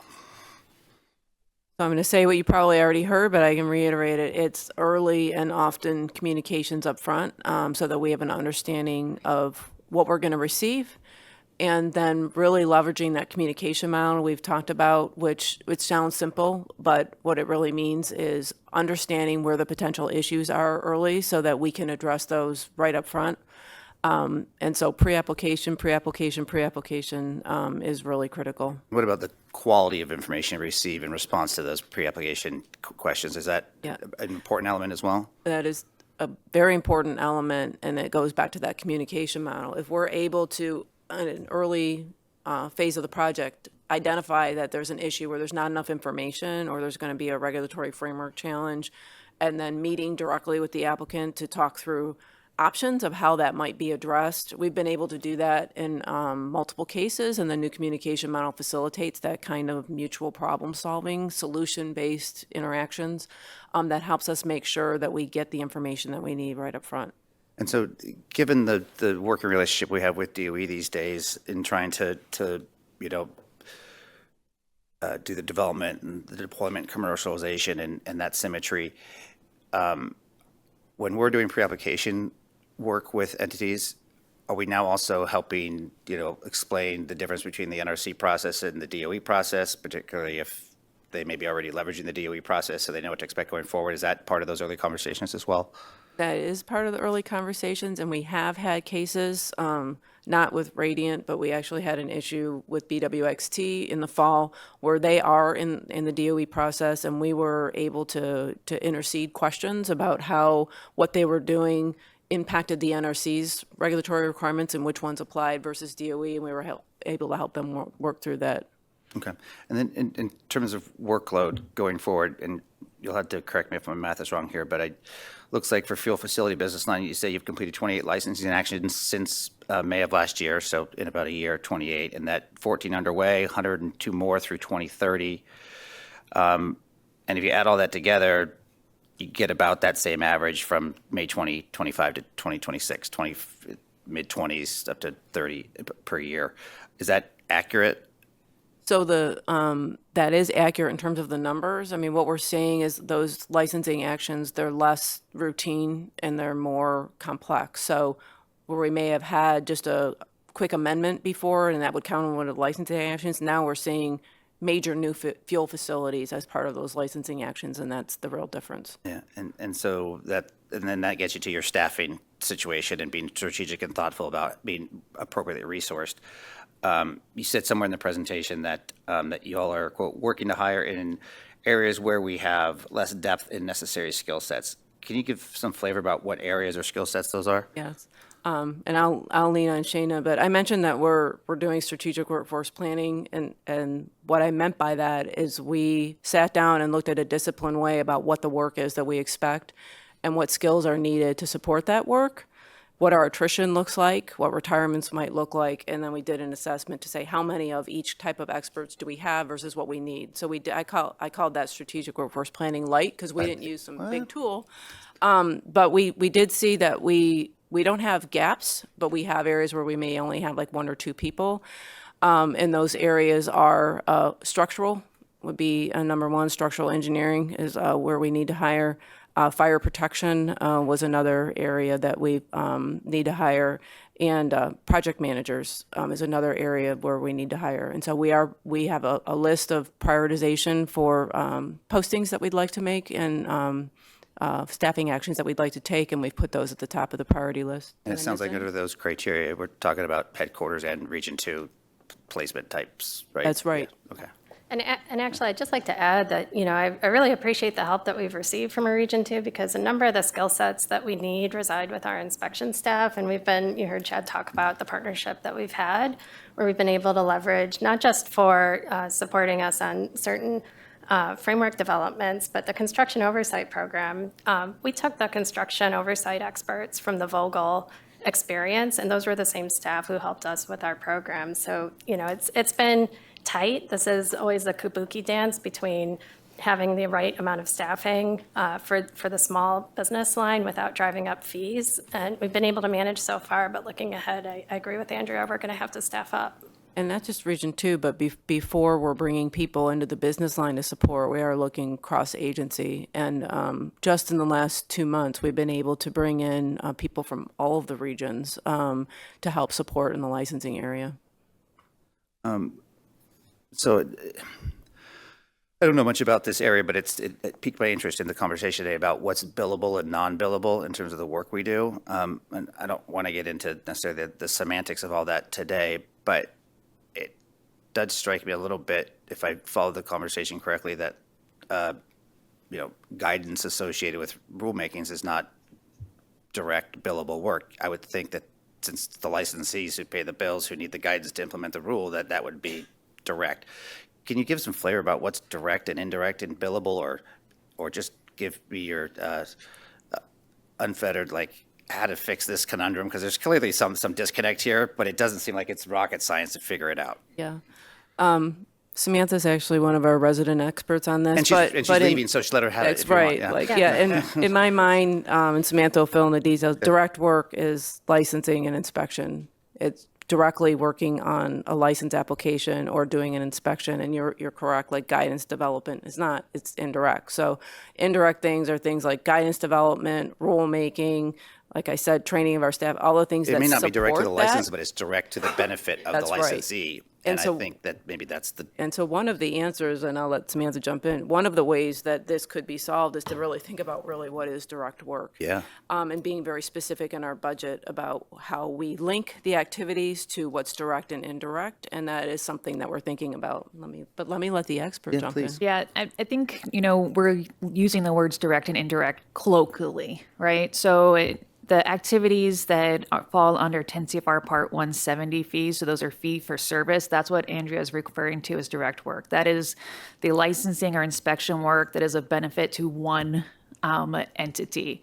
There's other billable work, which falls under 10 CFR 171, which is referring to as indirect in this case. That's the guidance, development, rulemaking, allegations, enforcement, our OGC support.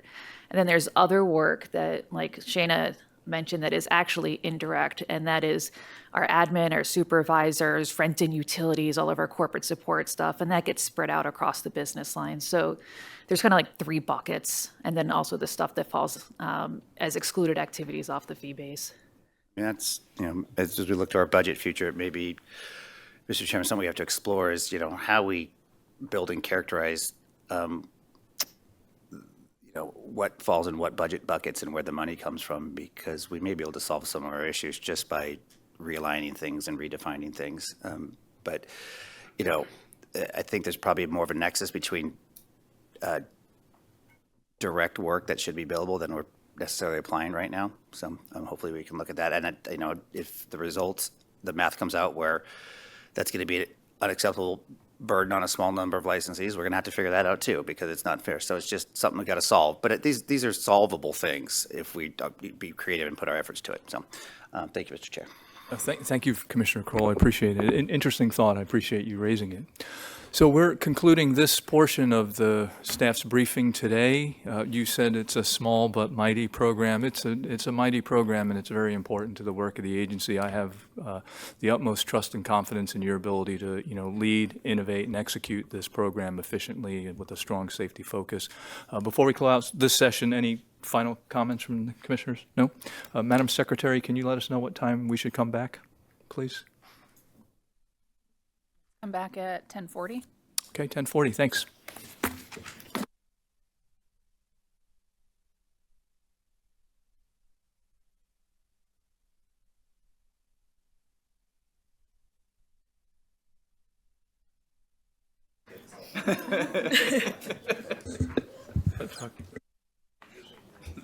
Okay, well, welcome back, everybody. It's 10:40. We're going to continue the second half of this commission briefing, and now we're going to focus on spent fuel storage and transportation. Mike, over to you. Yep, good morning again. So the spent fuel storage and transportation business line really forms the backbone of the nuclear fuel cycle. Without safe, predictable storage and transportations, reactors can't operate reliably, and new technologies can't move forward. Our team has done a terrific job modernizing the way we approach this work. They're strengthening technical depth, applying lessons learned, and adapting to new needs, whether it's advanced fuels or transport of microreactors. In short, we're building the capability we need for the future while keeping our focus exactly where it should be, on safety. Next slide, please. In this next panel, you'll hear how the business line is putting our strategic leadership and operational excellence model into action. That means holding ourselves accountable, building the technical skill sets we need, and continuously adjusting our approaches as we learn more. We're also looking ahead, keeping an eye on new developments and making sure our licensing and oversight processes stay predictable as the technology evolves. Now let me take a moment to introduce our panels. Andrea Kock will start with an overview of the business line and how we're preparing for what's next. Cynthia Ramon will walk through accomplishments, efficiencies, and our readiness for microreactor transportation.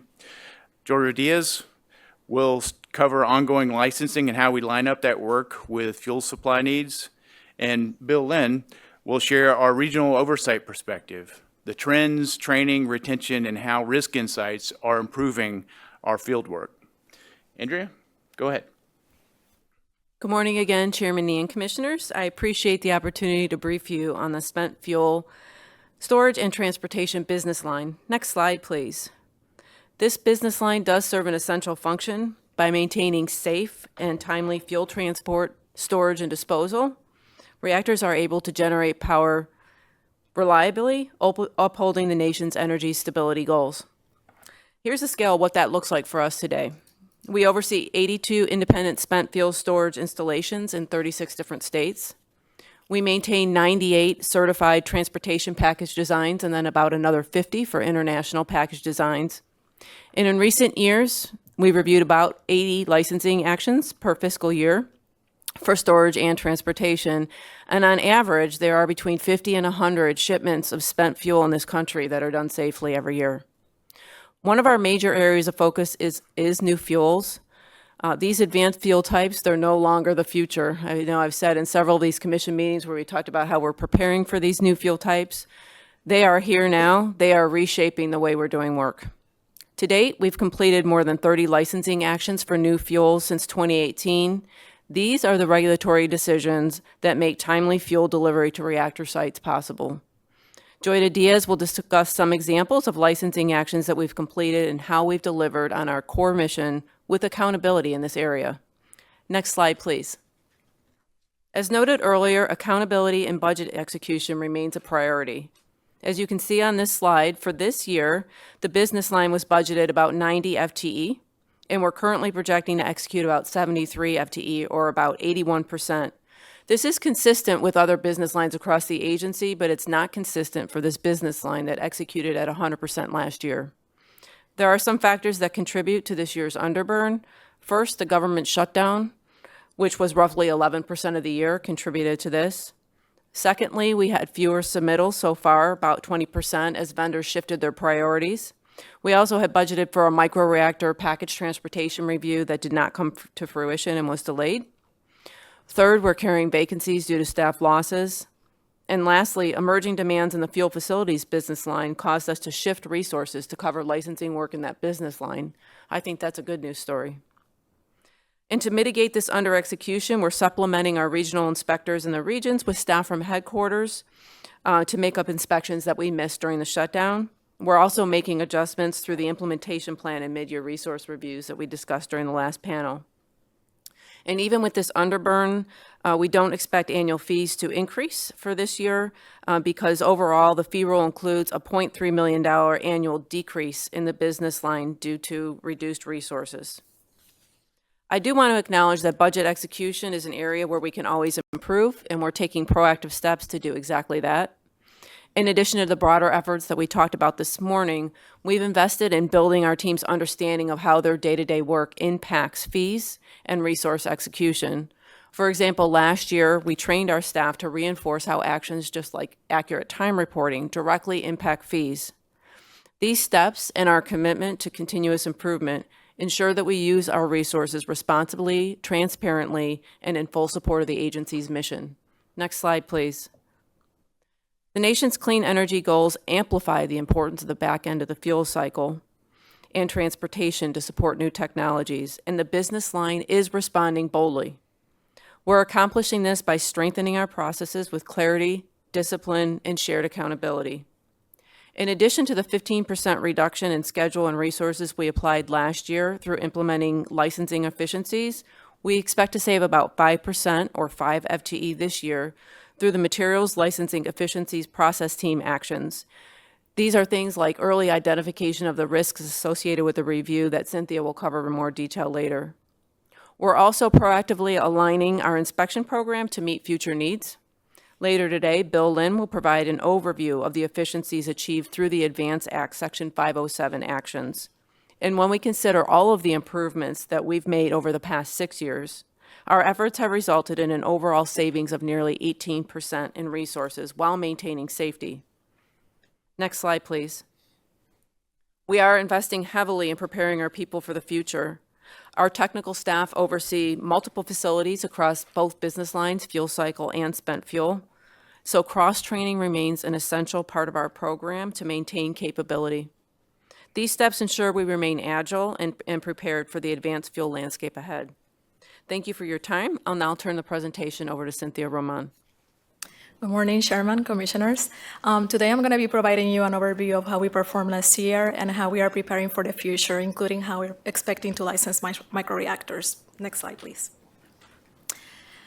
I'm happy to report that our staff delivered, and we are moving faster than ever. Last year, we completed 100% of our licensing actions within our NEMA metrics of 36 months.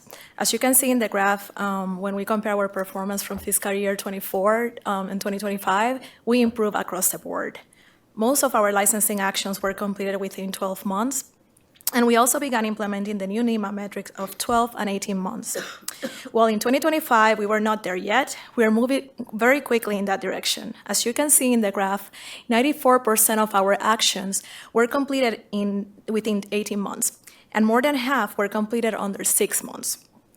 This is attributed to a few important changes on how we work, including using the new EDO guidance for communicating with applicants and improving our risk-informed approaches. This is a good indication that we're going to be successful in meeting the new NEMA metrics and holding ourselves accountable. Next slide, please. As you heard this morning, our landscape is changing. Therefore, it is important to modernize the way we do business, including having the right tools, data, and expertise in-house. We're looking for opportunities to collaborate with others so we can all benefit from ongoing research.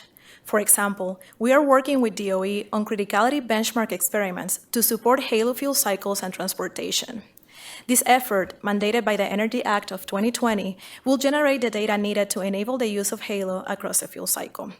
This data is important because it will help us to have more realistic safety margins and to validate our computer codes. Criticality experiments are expensive, and there are only a few facilities in the world that can perform them. For the criticality benchmark experiments, DOE is investing about $40 million to build and operate a new critical experiment capability at Idaho National Lab. So how are we contributing? NRC brings decades of experience in criticality safety and licensing. By contributing a modest amount of staff time, we can help ensure this work meets regulatory needs and support the safe deployment of HALO technologies. We're also leveraging international partnerships, and to learn more, Joyra is going to cover that in her remarks. Next slide. Last year, we talked about the changes we made under the Advance Act for this business line. Now, I want to discuss how we're using those changes to update how we operate. A few years ago, we created the RISK tool to streamline the review of spent fuel storage licensing actions. The tool uses probabilistic risk assessment, or PRA, insights to better focus our reviews. We have now updated the RISK tool to reflect the efficiencies expected under the Advance Act and to make it more practical for the staff. As part of this update, we created new guidance that uses historical data to estimate the number of hours each review type requires. We then applied a 15% reduction in the number of review hours to reflect the efficiencies we anticipate from implementing the Act. This slide shows a simplified view of how the guidance works. A low-risk action might not need any confirmatory analysis and only a few RAIs, so that review might take about 40 to 80 hours. On the other hand, a high-risk review might need a confirmatory analysis, therefore it might need more time.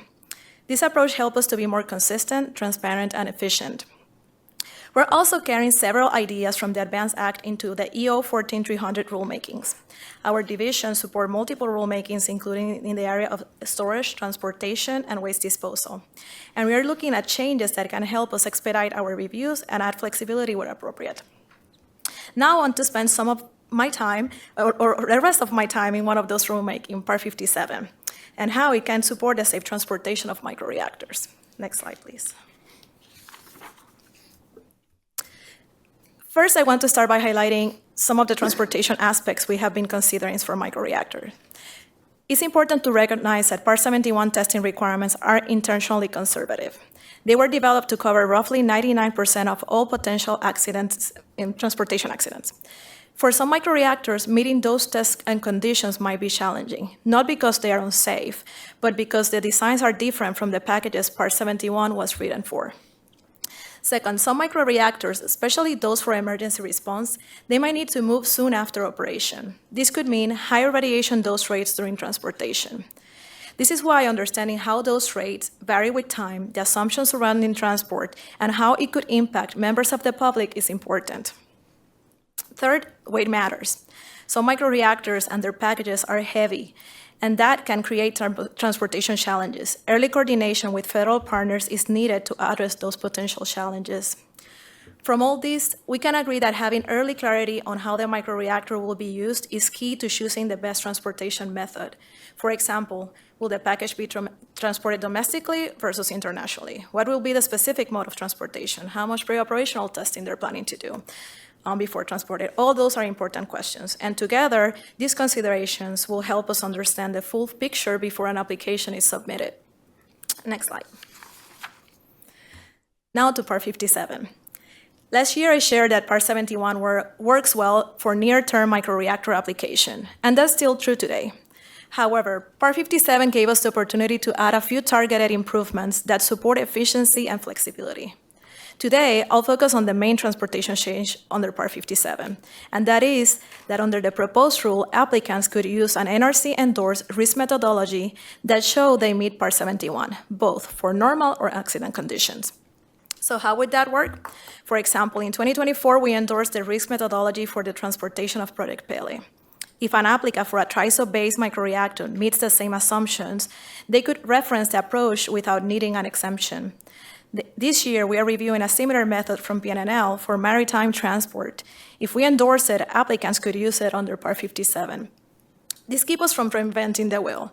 Once we endorse a risk methodology, others can rely on it, saving time, adding flexibility, and giving a clear path while still meeting the safety standards. Next slide, please.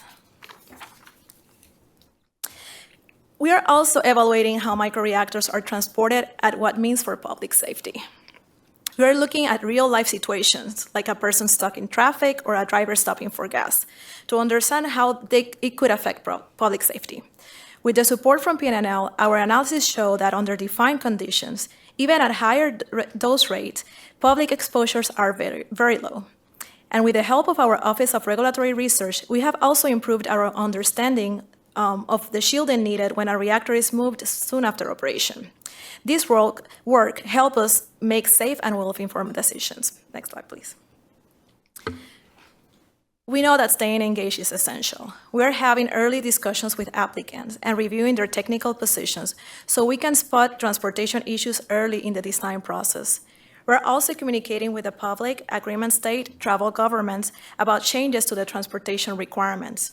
Finally, we're working closely with the Department of Transportation to make sure our approaches are aligned. In closing, we remain committed to open engagement and to using sound, risk-informed approaches for transporting new microreactor designs. Thank you, and I'll turn it over to Joyra Diaz-Sanabria. Thank you, Cynthia. Good morning, Chairman and Commissioners, and thanks for the opportunity to brief you today. Next slide, please. I'm starting with a simple message. We're keeping the storage and transportation licensing work on track, even as the workload becomes more complex and more variable. We're doing this with structured, data-driven practices that help us set realistic schedules, manage shifting priorities, and stay aligned across both the front and the back end of the fuel cycle. Our estimating process isn't guesswork.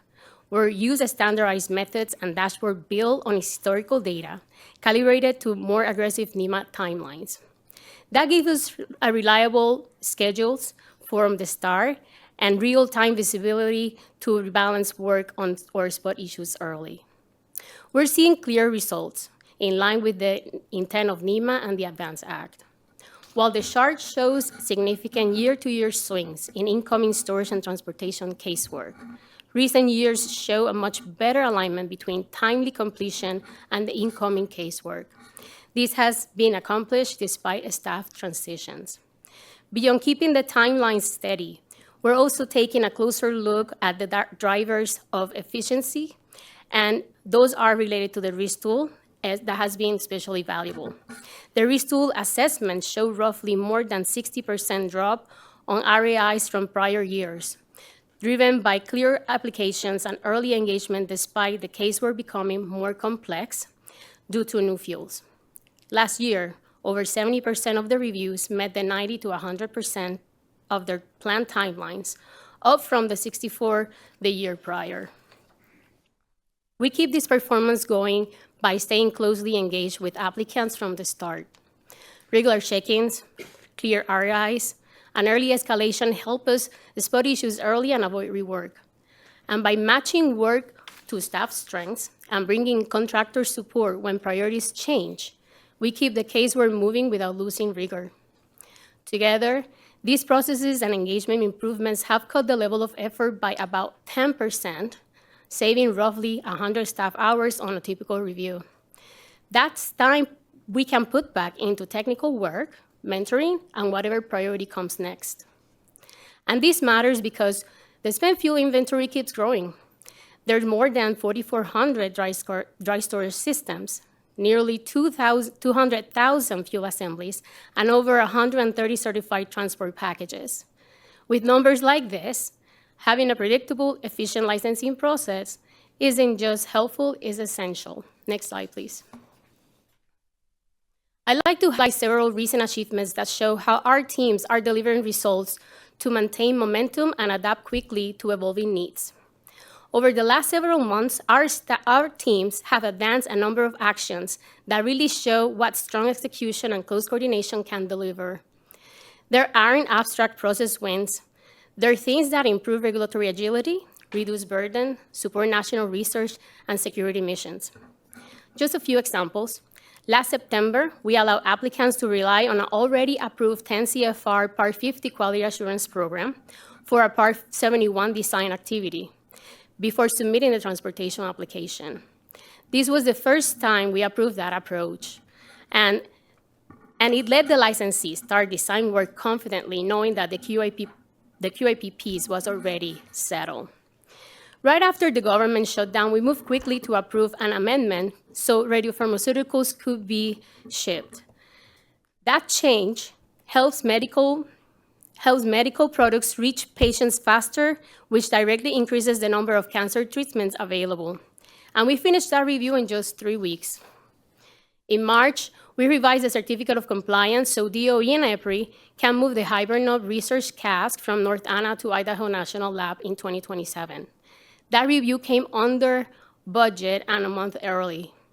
Lastly, showing the picture, in June 2025, we completed the Traveler COC review under a year, a transportation package designed to safely transport a wide range of radioactive materials to support national security missions. Next slide, please.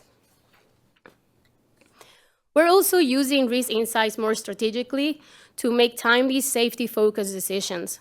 Let me share a recent example. We review a concrete overpack design that required the concrete to reach a specified strength within a set number of days. The licensee's test samples didn't meet the strength in time. To understand the true condition of the structure, they took core samples from the actual overpack, and those samples did meet the requirement. But the testing fell outside the approved timeframe, so NRC approval was necessary. To resolve the issue efficiently while maintaining safety, we approved a more practical code alternative. Instead of requiring the concrete to hit a strength on a specific day, we focus on what really matters. The concrete must meet the required strength before the overpack is used. Early alignment between our technical and legal teams and the use of clarification calls instead of formal supplements kept the process moving. As a result, we completed the review in 2 months instead of the typical 6 months, avoiding unnecessary demolition and reconstruction. We also approved the transportation COC for DOE's Hiberno research cask. This will finally give us the real data on how high burnout fuel heats, ages, and performs after long-term dry storage. Data that will directly improve our risk-informed reviews and support license renewals beyond 40 years. Earlier this year, we held a risk-informed showcase with industry to identify where risk-informed methods can provide greatest regulatory benefit. The showcase confirmed a strong alignment on the importance of corrosion and aging management, areas essential for maintaining safety margins and fully using the flexibilities in the Regulatory Guide 3.70A, the in-service inspection code case for dry storage of spent fuel. Our sustained focus is paying off. A $2 million multi-year investment in corrosion research has already returned an estimated $40 million in industry savings. And ongoing work from EPRI, including the upcoming gross rupture topical report, will provide clearer criteria for evaluating fuel integrity and further strengthen the predictability of our reviews. When you put it all together, the picture is very clear. Better data and stronger models are making our reviews more predictable, more efficient, and more risk-informed. Next slide, please. Finally, I want to touch on how we're getting ready for what's next. As Andrea noted, we're investing in our people. Our onboarding pairs new staff with experienced reviewers, set clear expectations, and gives them consistent guidance. Even with recent staffing losses, we kept up with the licensing and continue to build technical depth through hands-on reviews, cross-training, and targeted contractor support. We've also clarified roles and strengthened how we work together so staff, especially those in transition, get the support they need. And as fuel shipments grow, we're building more flexibility across teams. A key enabler is our regular caucuses among project managers, technical staff, and legal. These early conversations let us spot issues quickly and get aligned before decisions hits our desk. A recent example was deciding whether a general licensees needed an exemption to keep loading. After looking at the issue from all angles, the caucus agreed that the exemption wasn't really needed. And because we are already aligned, we made that call fast. That quick, well-coordinated decision now sets a clear expectation going forward. We're also growing knowledge through international engagement, embedding junior staff in the IEA Transport Safety Standards Committee, or TRANSC, paired with senior mentors, giving them the first-hand exposure to new standards, emerging technologies, and global challenges. And earlier this year, pictured on this slide, the staff presented at the IEA Transport Conference, sharing NRC's approaches on building global connections. Finally, our partnerships and tools keep us future-ready. Working with the Office of Research provides us with analytical capabilities like TRISO package reviews and validated criticality reviews that improve efficiency and consistency. And because the storage and transportation and the fuel facility business lines operate as an integrated system, we can align early on package systems, heat loads, criticality controls, and material forms so new fuels are truly designed to ship. By coordinating with applicants and federal partners, we help advance fuels more predictably through the fuel cycle, keeping licensing efficient, risk-informed, and safety-focused. This concludes my presentation, and now I'll turn it over to Bill. Good morning, Chairman and Commissioners. I'm here today to provide the regional perspective on the spent fuel inspection oversight and staff training. These areas are closely linked and central to how we're improving the inspection program. I will first touch on the oversight and then the staff training. Next slide, please. The NRC's focus of protecting public health and safety has not changed, but how we deliver that oversight is becoming smarter and more risk-informed. Consistent with the implementation of the previous initiative to enhance the FCC inspection program and the Events Act, we have increased the use of risk-informed, performance-based approach in spent fuel storage so that we spend time where safety significance is highest. As Andrea noted earlier, we realized an 18% total reduction in inspection hours, including 5% from the Events Act and 13% reduction from earlier FCC enhancement, all without sacrificing safety. The revised program uses a greater approach that emphasizes important to safety structure, systems, and components, and bringing operating experience to inform where and how we inspect. For example, the staff recommended and implemented the changes to the inspection frequency of routine loading campaigns and monitoring operation at SSC from every 2 years to a triannual frequency. In addition, the staff also eliminated the inspection of non-important to safety pad expansion, which do not affect safety function directly. Instead, the inspection will focus more on safety significant activities such as heavy load lifts and important to safety structures as defined by our procedures. Time saved does not equate to safety reduced. We're simply being logical and not spending time on low impact, non-important to safety activity and spending more time where it matters the most. Next slide, please. While we have strengthened the spent fuel oversight program by leveraging risk insight to drive more efficient and effective inspection, we're not stopping there. Our focus now is on continuously improving how we execute the program. A key part of our approach is applying the communication principle outlined in OEDO 0235, driving regulatory decision through effective communication. By engaging early with domestic stakeholders on emerging issues, we help prevent minor concerns from escalating into matters that demand significant NRC and licensee resources. For example, similar to what Jordan had discussed earlier, staff in the region also proactively work with industry to clarify the feasibility of license exemptions for issues arising from COC holder-generated changes under 7248. Through years of conversation with our sites, spent fuel has recognized the need to clarify the regulatory framework. Historically, staff hesitated to pursue adjustment to 7248 because of their lengthy rulemaking timelines, and we instead will attempt to address the regulatory ambiguity through policy, inspection guidance changes. To address this in a manner consistent with the Events Act and in support of the agency's strategic leadership and operational excellence goal, the staff developed Interim Enforcement Policy 9.4, Enforcement Discretion for General License Adoptions of Certificate of Compliance Holder Generated Changes. IEP 9.4 clarifies regulatory expectations, align enforcement with the party best positioned to address the issue, and provide enforcement discretion while we pursue regulatory changes directed by the Executive Order 14300.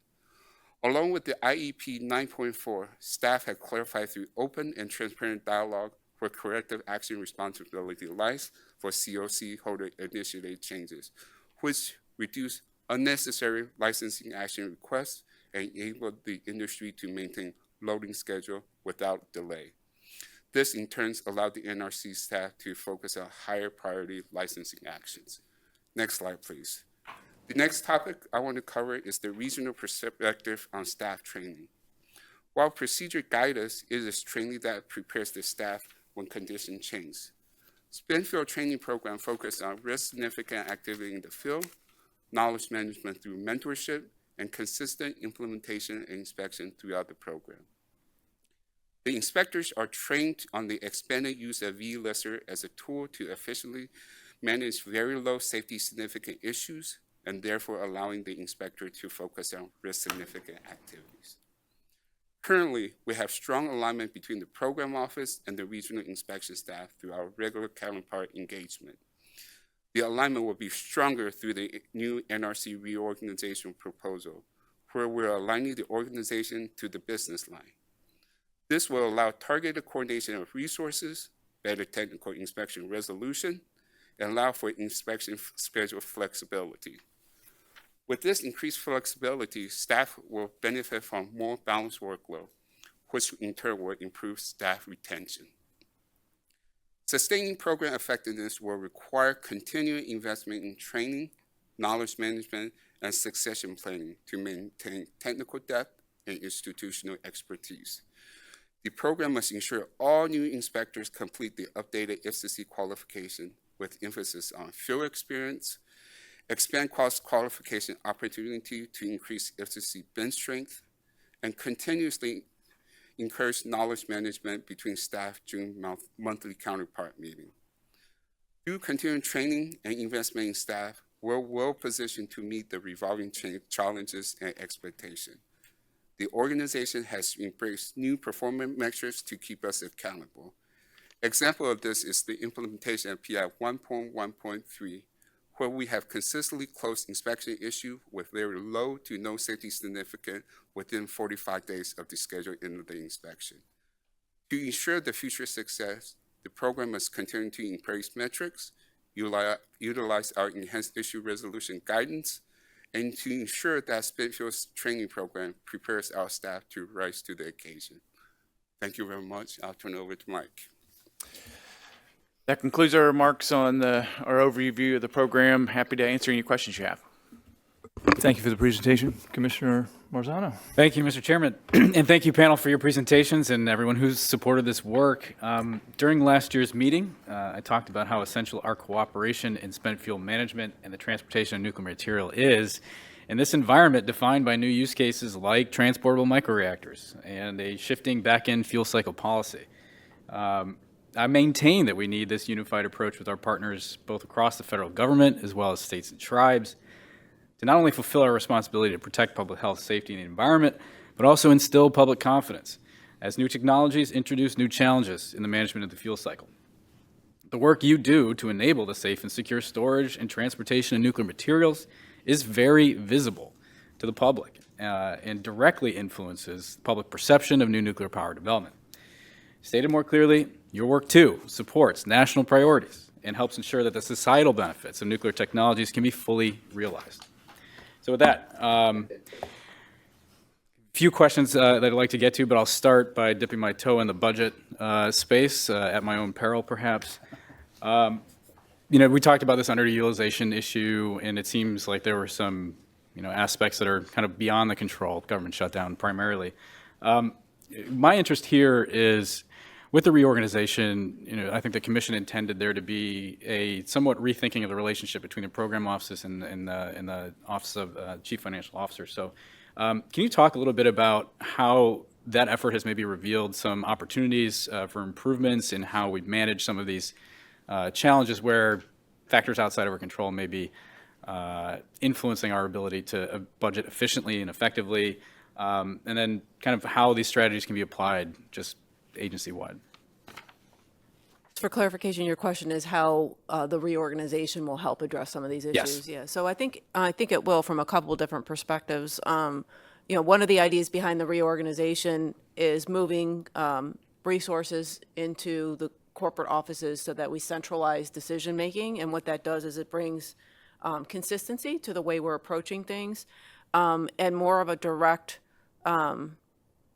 influence or impact of the CFO's office into the programmatic decisions. So they bring, I think Shana said during the first panel, the CFO's office brings a lot of expertise about what these things mean to us, right? This is their expertise. And so bringing the resources from the program office into CFO brings that thinking closer to the program office decisions, and I think that's a positive thing, as well as thinking about, how did we address that in reactors versus materials, and bringing all of that together, make sure that we share best practices and we have more consistency in the way we're approaching those things. Yeah, well, budget is a very visible topic as well, and our best efforts to be good stewards of ratepayer and taxpayer dollars is very important. So I appreciate the efforts there.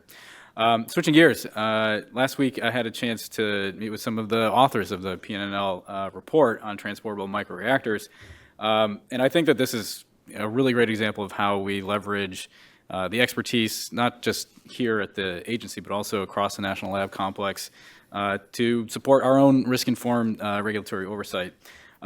So are there any other areas specific to kind of transportation itself where collaboration with national lab partners is needed or contemplated as expanding?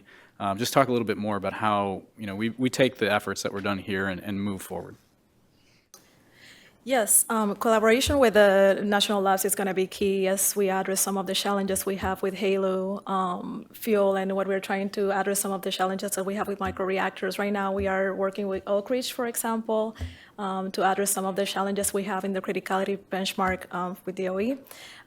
We also work with others, like we work with the center as well, just to address some of the aging management issues that we have on storage.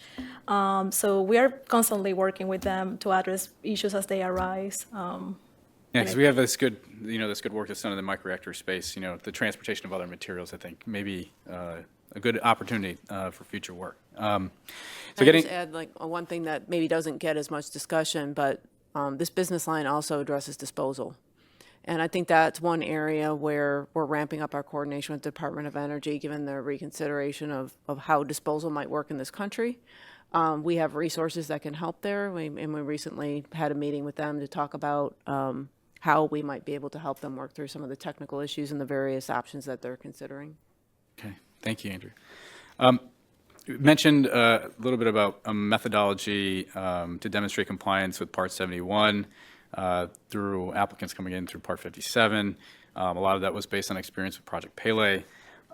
So if an applicant were to come with something kind of new, some alternative, how do we address that given some of the experience that we have, but stay within our established metrics and timelines? So we need them to come early. We need pre-application engagements. We need if they are going to need to use a risk-informed methodology, they need to come to us and submit that technical paper, almost like a topical report type of approach, so we can review it and make sure that what they're trying to do complies with the requirements in Part 71, and then we can leverage that in future licensing actions.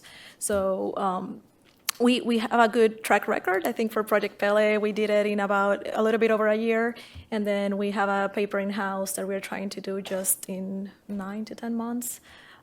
So we think we can review this risk methodology fairly quick, and then those can be used to move forward with the licensing review probably in a shorter time period. What's kind of the long pole in terms of the methodology? Is it a criticality safety thing? Is it I don't know, shielding, et cetera? What are kind of the big aspects that drive maybe a little bit more consideration and time? One of the things that I'm interested in as well is, as we're risk informing how we review transportation packages in general, testing these packages is very expensive, very time consuming. how are we deciding what would require a test, perhaps, given the novelty of an approach, versus how we can risk inform a review? Well, precisely for those challenges that have been identified in terms of meeting the testing conditions is that we are allowing the use of the risk-informed methodology.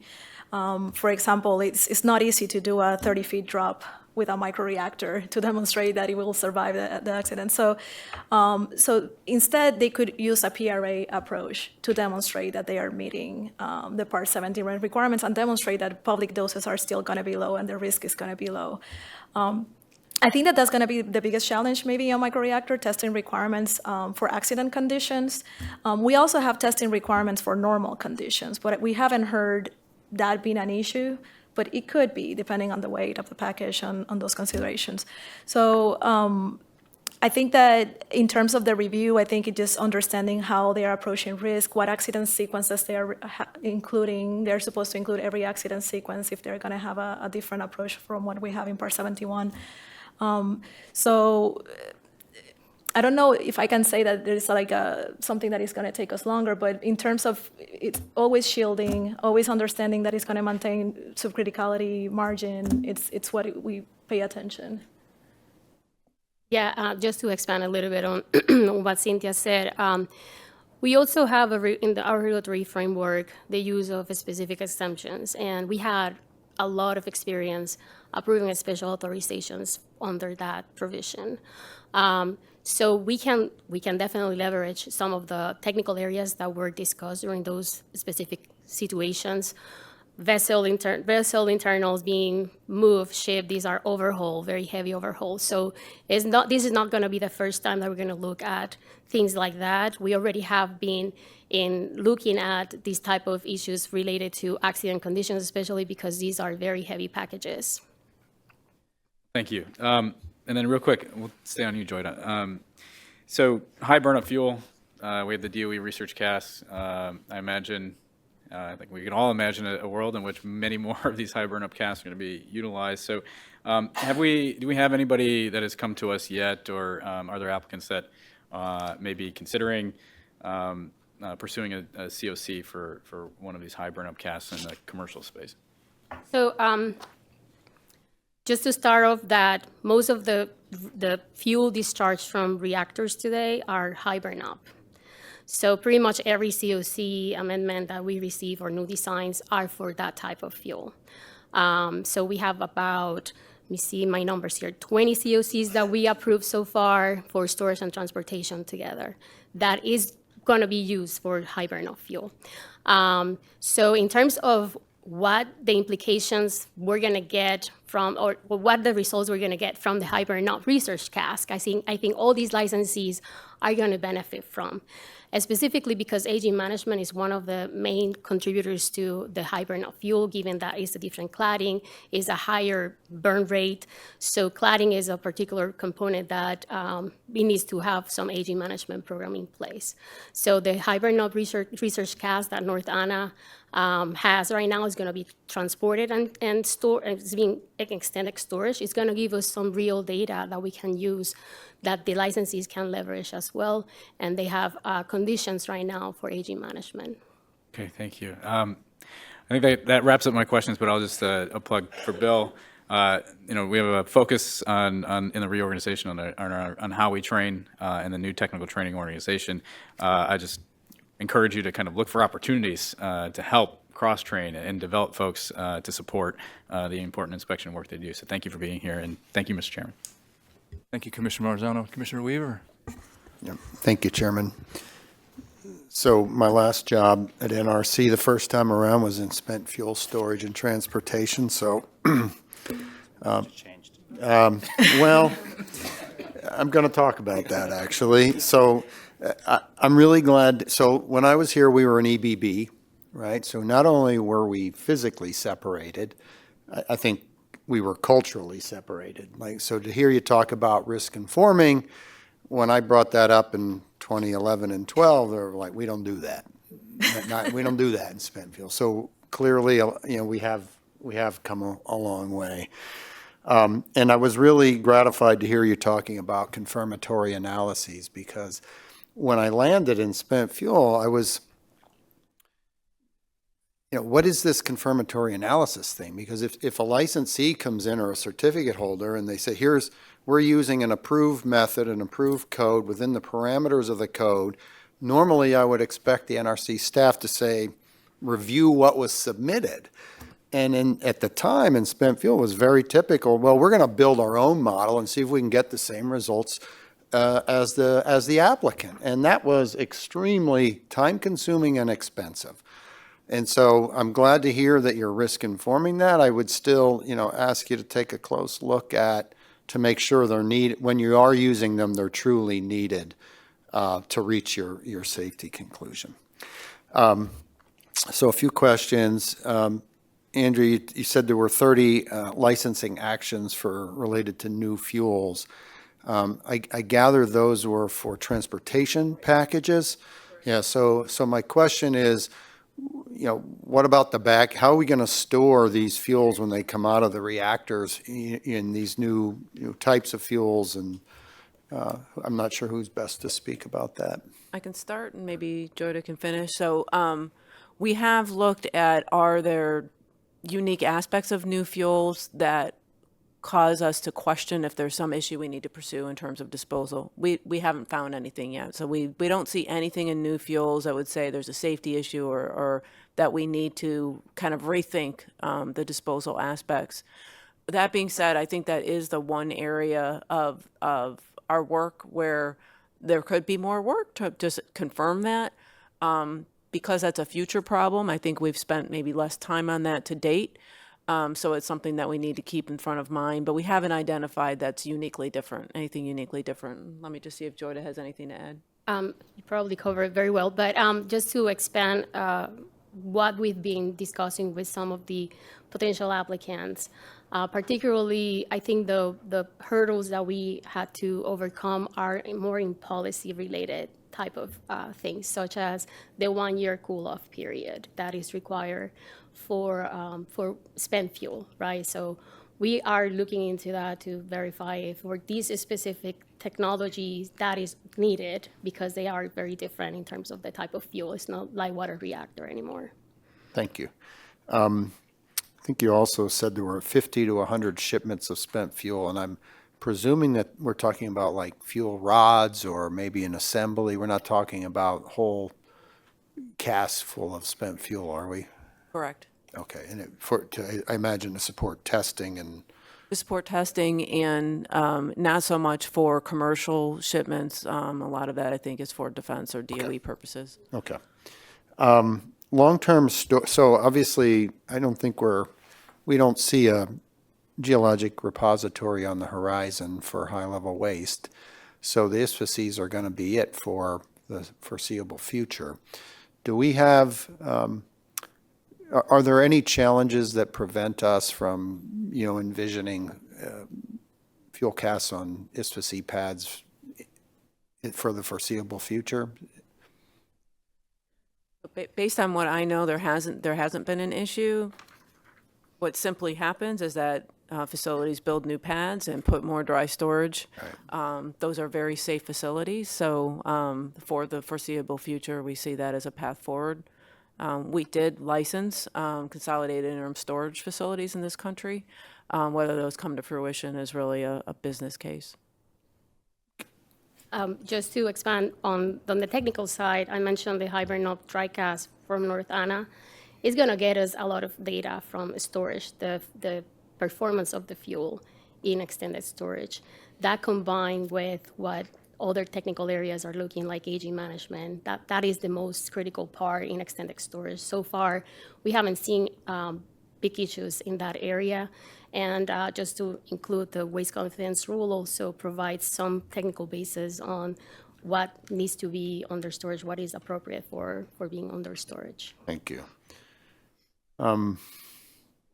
You mentioned $2 million in research resulting in $40 million in savings. Can you talk more about what was the research and where did the savings come from? I probably have to turn that over to Cynthia. So this is, we have been working for years, as you might be aware, on corrosion stress cracking research. So we went back and looked how much have we spent, and we spent about $2 million about along the years. But we recently were able to make some conclusions and issue a guidance that reduces the need for in-service inspections. And this is saving, we anticipate that this will save $40 million to the industry, because then they don't have to do the in-service inspections at the frequencies that they had. So that research really is helping us.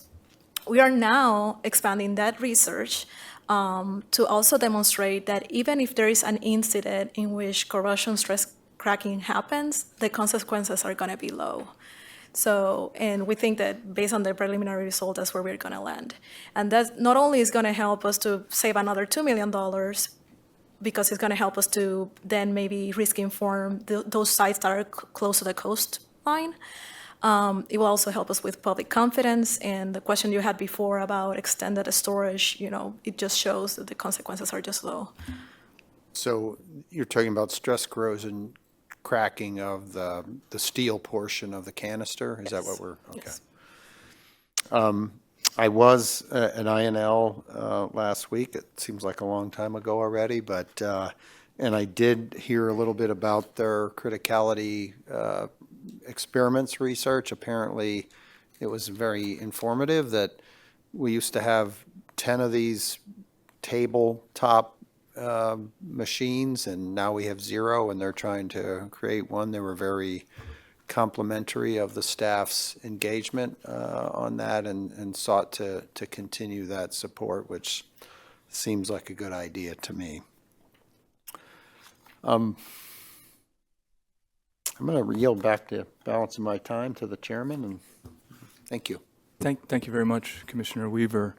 Appreciate the presentation here, and I was recently reading the Commission's 1999 white paper on risk-informed performance-based regulation. I'll say you guys are doing it. You are taking actions to risk-inform this program, integrating it with some of the deterministic things that we've historically used in our frameworks, but to really achieve that vision. So thank you for doing that. Cynthia, you were the executive sponsor for, one of the exec sponsors for Part 57, particularly with the transportation aspects. I remember talking to you as I was getting ready to vote on that rule. Appreciate your leadership there. And, those elements for this draft rulemaking that we just published, which is a significant milestone for the agency. This is enabling regulation in motion, no pun there with the transportation, but it's really adapting our frameworks to new technologies. And I was really listening to the high burnup cask thing, and I know that's part of the Department of Energy's Light Water Reactor Sustainability Program. What's different about these casks for high burnup fuel? So the North Anna cask particularly came to us with an amendment to put into instrumentation thermocouples to measure the temperature inside of the canister. The main question that we are trying to answer is, what is the performance? How's the fuel doing? What is the performance of the fuel?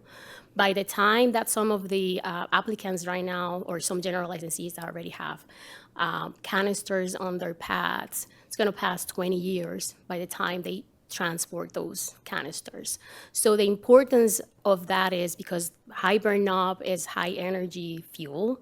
So cladding, the type of cladding is different, and the potential of failure of that cladding is the main concern in the storage, and particularly when it goes in transportation, because we want to know what is the performance of the fuel when it goes into transport, because we were expecting large-scale transportation campaigns in the country. So do we envision that the storage and transportation canisters that are being used today would essentially be the same ones, but just potentially accept this higher burnup fuel? It's pretty much, yeah, pretty much, because as I was saying, most of the fuel that exists in reactors is high burnup and higher enrichments. Okay. Hey, I was also thinking about accident-tolerant fuels, right? That's a significant enabler for long-term operations. And Mike, you said at the beginning, this is kind of the backbone hey, if the back end doesn't work, you might jam up the front and middle ends. Is there anything else on the back end with accident tolerant fuel or high burnup fuel that we need to be thinking about in our licensing and oversight frameworks? I'm not aware of any issues that we have in terms of our ability to license or approve these type of COCs. Basically, we've been getting a lot of research information from EPRI, from DOE. We've been working together with the Department of Energy, particularly on the transportation side. We have a very close connection with them. Good, thank you. Cynthia, slide 39, you gave this chart, examples of low risk, medium risk, high risk. Can you tell the commission what are some examples of low risk, medium risk, and high risk licensing activities? I might let Joyda start, and then since she sees the actions more often. So an example of if we receive an amendment with a change, a changing heat patterns inside of the canister could be considered as a high change, like a high risk change, because that will impact the structural configuration, the criticality configuration of the fuel. So that would be an example of that. A low risk change might be something simple as changing some specific clearances of the canister that may not translate into ramifications down into other sections. Like containment is something that we need to protect all the time in these canisters. And just maybe to expand something about the risk tool. So you can have a review that you have some areas that are high risk under the risk tool and other areas that are low risk. So the technical discipline that you would spend less time on that one. Maybe you don't need confirmatory analysis there, but maybe shielding is higher risk, and then you have to consider whether you need RAIs or additional information. So this is used, you can have a review that itself might be high risk, but you can also grade that review and have certain parts of the review be low risk, if that makes sense. Well, thank you. I think it's great that you're being risk informed there. The next area I want to explore, I want to say up front that I do not believe the issue I'm going to raise is indicative of current performance at the NRC. This is a new NRC here, one that enables safe use of technologies and one that is risk informed and performance based. But it's relatively a recent experience that I was directly impacted by when I was working as an NRC licensee. Cascado and 7248. I know you mentioned it in your slides. These were real issues that occurred in the industry that had a significant impact in used fuel loading operations, outage planning, real impacts. And the bewilderment from the industry side was that senior officials at the NRC clearly acknowledged there was no safety significance to these issues, yet for well over a year and even bumping up on close to 2 years, things really got jammed up. So I do not believe that is the agency today. This is a new NRC, but I want to focus on learning. What did we learn from that experience, and how are we taking those experiences with Cascado and the 7248 issue, and how are we building that into how we do business today? Thanks for raising this issue, Chairman. And I'll start, and others can jump in. First of all, I couldn't agree more that this was not the agency shining this moment. And there's a lot of areas to improve from that. And we see that opportunity to do so, and we've taken action just in that area. I think this is an area in particular where it illustrates the importance of us having a management model where we seek clear leadership alignment and understanding, clear expectations, we set high standards, and we put accountability mechanisms across the board in that. We've taken a lot of steps, as mentioned already, to change our culture in that area, but I'll just highlight some of the things that I know we've done in particular. The guidance that we put out on expectations for how you deliver results through effective communications has gone a tremendous way across all business lines in helping us to identify issues early and resolve them. We've also implemented measures in place to hold ourselves accountable. We've got expectations that we resolve low-level inspection issues within 45 days of completing the inspection. That's now been fully implemented across all business lines in the areas of inspections. We have dashboards and now where we track our results in that area. We have expectations for, even in circumstances where we don't agree, where we enter our formal differing views process, that we have metrics holding ourselves accountable to how are we doing on resolving those situations, openly resolving those situations based on their merits. And we've baked in those accountability mechanisms into how we rate our own individual performance. It's a part of our performance appraisal process. And so across the board, the agency feels accountable for resolving low-level safety issues like this was, and doing so in a timely manner commensurate with the significance of the issue with the right amount of resources. Yeah, and I'll just add, and it kind of relates to the communications model that Mike mentioned, but I mean, at its core, it's asking the risk triplet that's been around since 1999, but actually creating a culture where you ask yourself those questions before you go down the path of asking multiple questions. You know, how likely is this actually to happen? What, if it did happen, what are the consequences? So the expectation now is that before you start going down an enforcement path, that those questions be answered up front. And the way the communications model helps is setting an expectation that if you have a safety issue, you need to be able to articulate the answer to the risk triplet question of how important is this and what is the risk. And so setting those expectations and then holding ourselves to those expectations. And I'll give Mike credit because not only did we put the VLISR process in place, I think when you were still in NRR, we expanded VLISR to so if you have if there's uncertainty, not just with does this relate to a licensing basis issue, but an inspection issue comes up and you're not sure if it's a compliance issue and it's low risk, it needs to stop there. And so we instituted VLISR and then we went one step further and expanded it. Thank you very much. It was, I know when I was there when we started VLISR, it was hard to get it to adopt, and I'm glad to see you using it.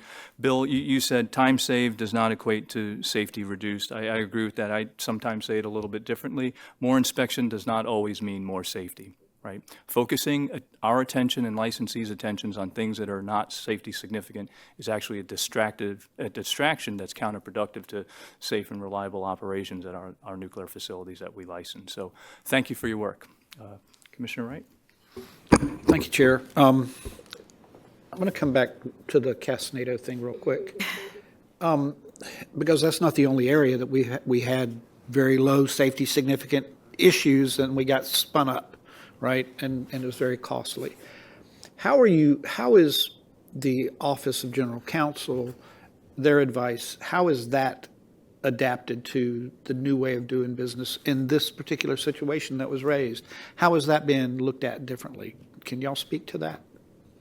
I'll just share my perspective. I think, over the past couple of years in particular, the relationship between program offices and the general counsel's office has become much tighter and integrated. In fact, as part of the reorganization, we're having a key representative from OGC kind of working more exclusively with each program office. So there's a key point of contact, co-located with in the vicinity of the office director, has an office nearby, to kind of increase that level of partnership and engagement across the board. We're also pulling general counsel's office and attorneys in early into all aspects of what we're doing. We're in any licensing activities that are significant, and to help offset some of that burden, the routine actions that we don't necessarily need OGC support on.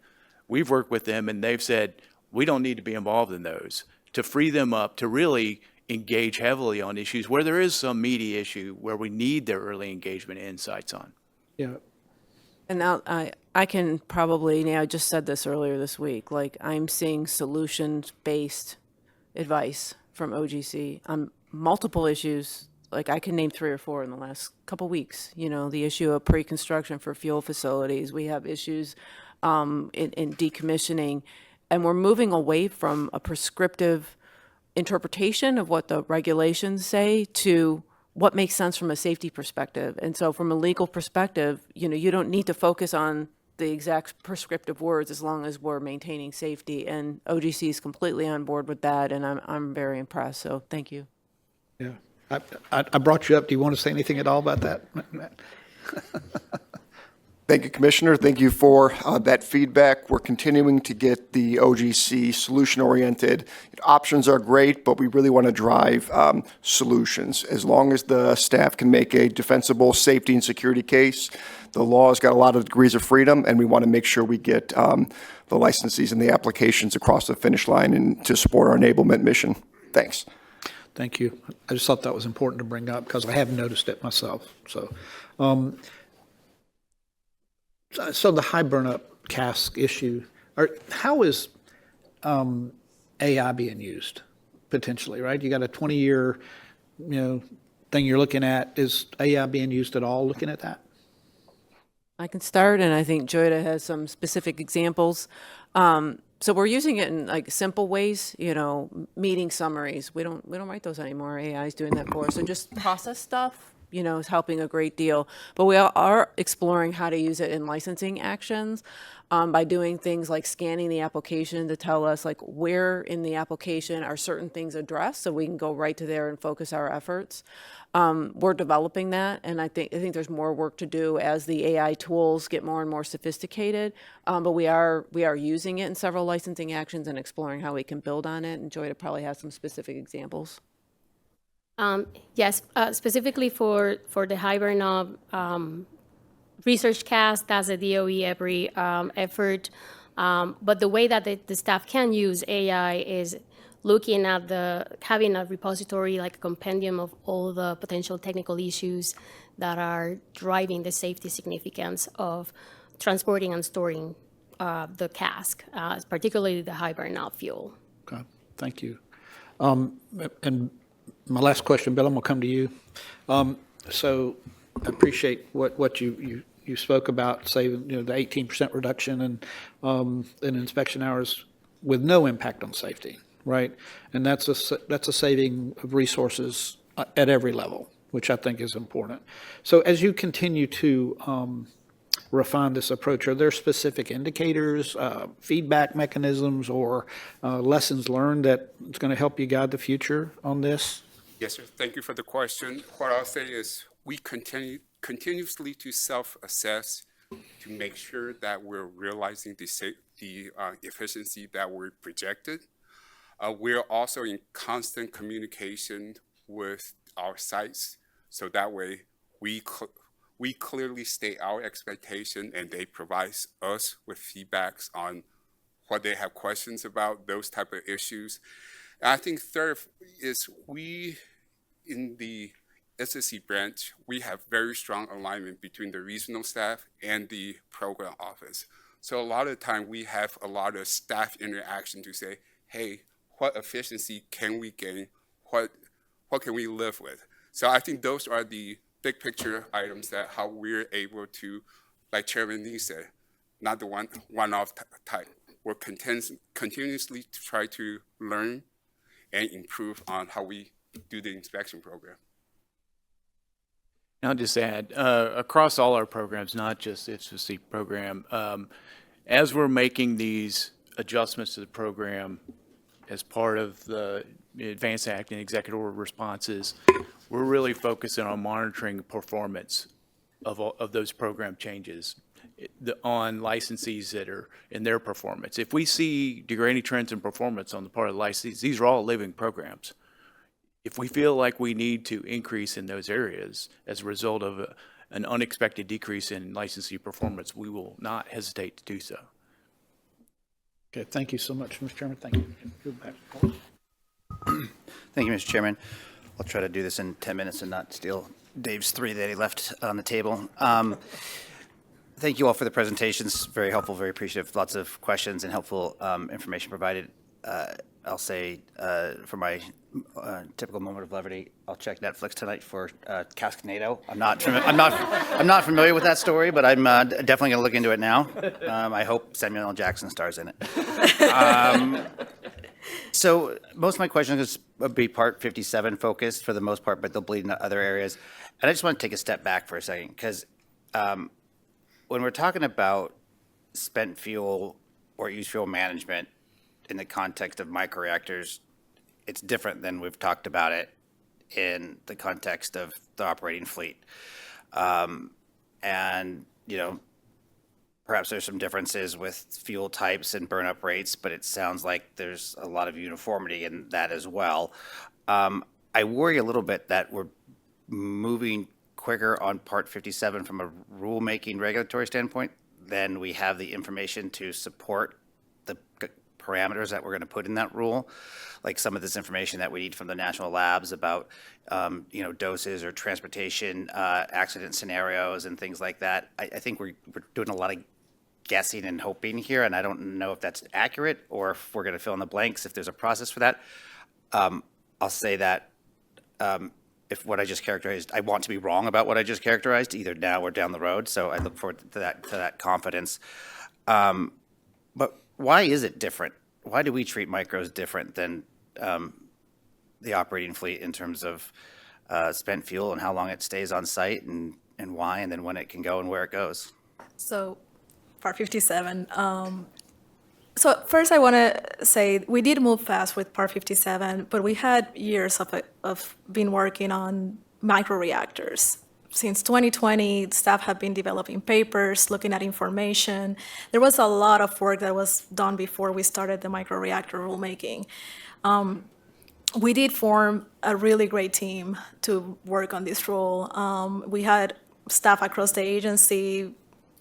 The number that Doug gave me is probably 100 staff members have touched this rule, because we are trying to make sure that safety is maintained, but we are also trying to add flexibilities where it makes sense. Yeah, and I get the philosophy, but so just tell me, for example, why wouldn't we require a 1-year cooling period for used fuel at a microreactor site when we do that for other reactors? Why wouldn't we do that? From a safety and security perspective, which is our focus, what's the rationale? Well, the challenge that we face ourselves is that we are asking the same question of why we couldn't. So when we started looking at the 10 millirem per hour, for example, and again, we haven't made that change in the rule, that's outside of the microreactor rule. But related. When we look at that number and we were trying to look at where that number came from and what data we had to kind of justify the dose, yes, we had good research that explained that 10 millirems is safe, but we didn't have data to determine if we could go up and if that number would still be safe. So we just wanted to do that research to try to understand, okay, what happens if the dose rate goes up? Is this still safe? And that's when we worked with PNNL, and we determined that even if we go up maybe 5 times over of what the current limit is, members of the public still be protected and the doses are going to be very low. So we just wanted to answer that question in terms of that specific change. I don't know if you Yeah, great answer. I think probably the additional perspective I'd add is there's entry constraints into Part 57 that are much tighter than others. And that's because of that and the potential for exposure to the public and lower risk associated with these meeting that entry criteria. It deserves attention into what other areas could you potentially take a different approach to account for the lower potential. What do you mean by entry consequences. criteria? I'm not sure I follow. Like the Yes. So before we started even envisioning the rule, we came up with an entry criteria to make sure, when we call entry criteria, is who can use the rule. You first need to demonstrate that you're not going to exceed 1 rem at the boundary under accident conditions. If you meet that also, and if your reactor doesn't have a certain mass limit over 10 metric tons, and also if you meet about 6 attributes that are like things about making sure that the reactor is safe, you cannot use the rule. You have to meet all those conditions to be able to use Part 57. When we establish those principles or that entry criteria, that really helped the team to then decide, okay, if the reactor doesn't have this concern because it's going to have excessive heat, where can I increase flexibility? So the entry criteria was really key for why Part 57 allows us to do a little bit more flexibility and ensure safety. Yeah, I understand. I understand better now, at least. And just to clarify, my particular interest in this topic is it's mostly relates to the transportation issues to and from, and the safety and security and public health associated with it. I think that on site, be it at a microreactor or a large light water reactor, we're pretty good at managing things on site. We kind of know storage for the time being, although Andrea, I want to ask you more about what you meant by disposal a second ago. It's the transportation of potentially hotter fuels more often to more places that has me concerned at a higher dose, potentially higher dose level in terms of what we've set for public health and safety. And from what I gathered, the casks aren't necessarily changing, but our ability to monitor what's going on inside the cask is what's novel and telling, and is that data that hopefully will drive our decisions about when something is appropriate to be moved, or it's how it's stored, or how much it needs to cool off. Is that correct? Yeah, the research coming from the DOE EPRI is going to be very telling. As I mentioned, aging management is a key factor of the fuel, right? Fuel cladding. There are provisions in the regulations to allow for failure of cladding. They can do repackaging, and that completely will satisfy the regulations for 71.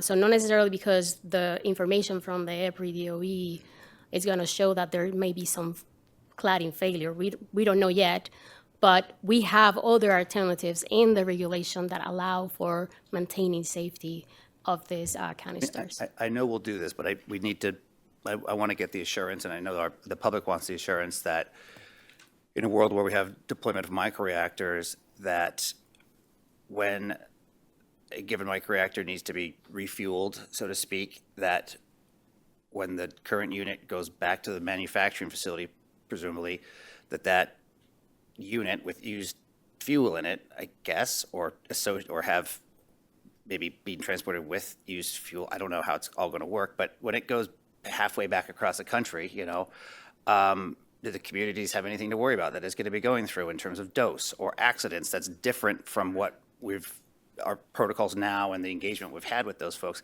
Do they need to prepare for anything different? Is it, is accident scenarios different? All that stuff needs to be sorted out and managed on the front end. Does that make sense? Yeah, and I just want to add that we have a lot of engagement with stakeholders, formally established forums. We have engagements with the tribes through DOE. So we have TENTREC is one of the conferences that we attend. So we need to collect information from these communities, which they are very vocal in terms of transportation safety.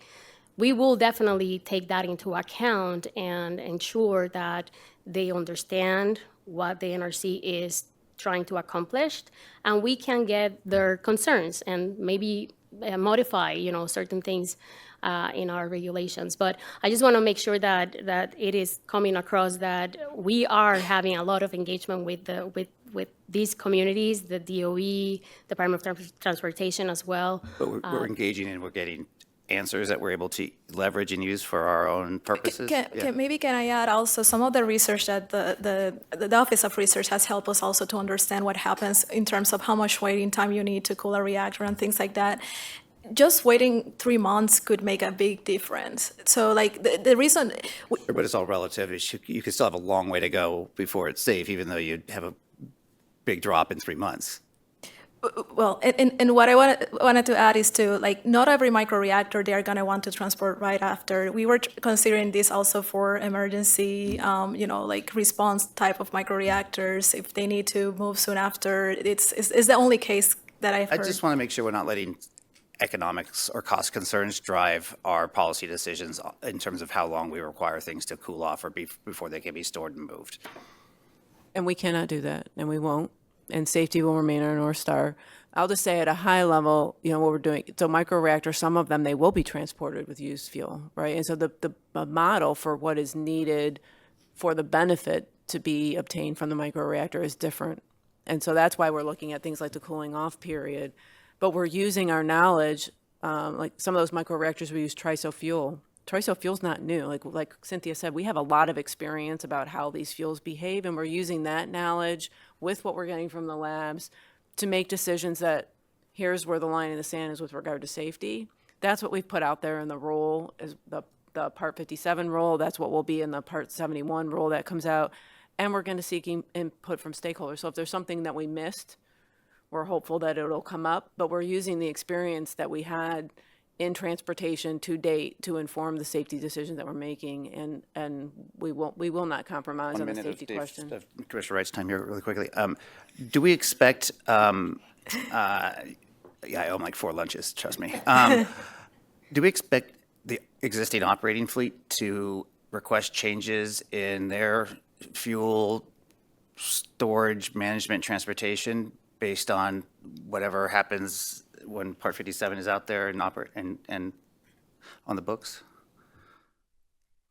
I sort of doubt that because it's a tried and true system. And I mean, what we're trying to do is create those flexibilities if they so choose.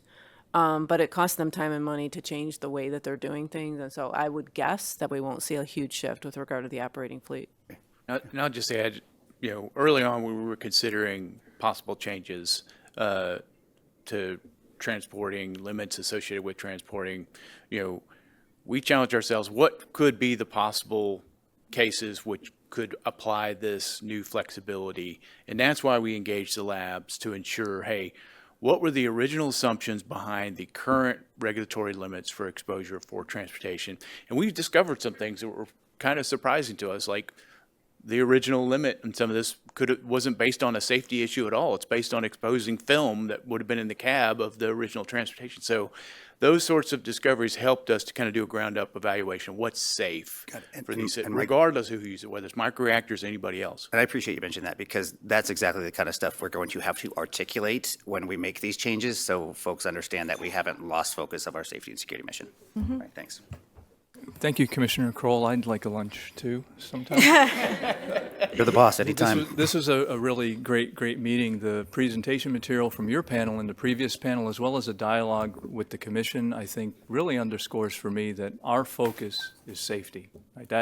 That has not changed. But what this discussion this morning, I think, also conveys is that we the NRC, are really delivering to America what it needs as technologies evolves, as use cases change, right? Our mission is to enable safe and secure use of nuclear technologies, and we're aligning regulations with actual risks and operational needs. We're adapting our frameworks for new technologies, and we're adding regulatory flexibility where safety is maintained. So I really congratulate you all on your accomplishments. Please continue the good work. Before we adjourn, any final comments from members of the commission? Okay, thank you. End of meeting.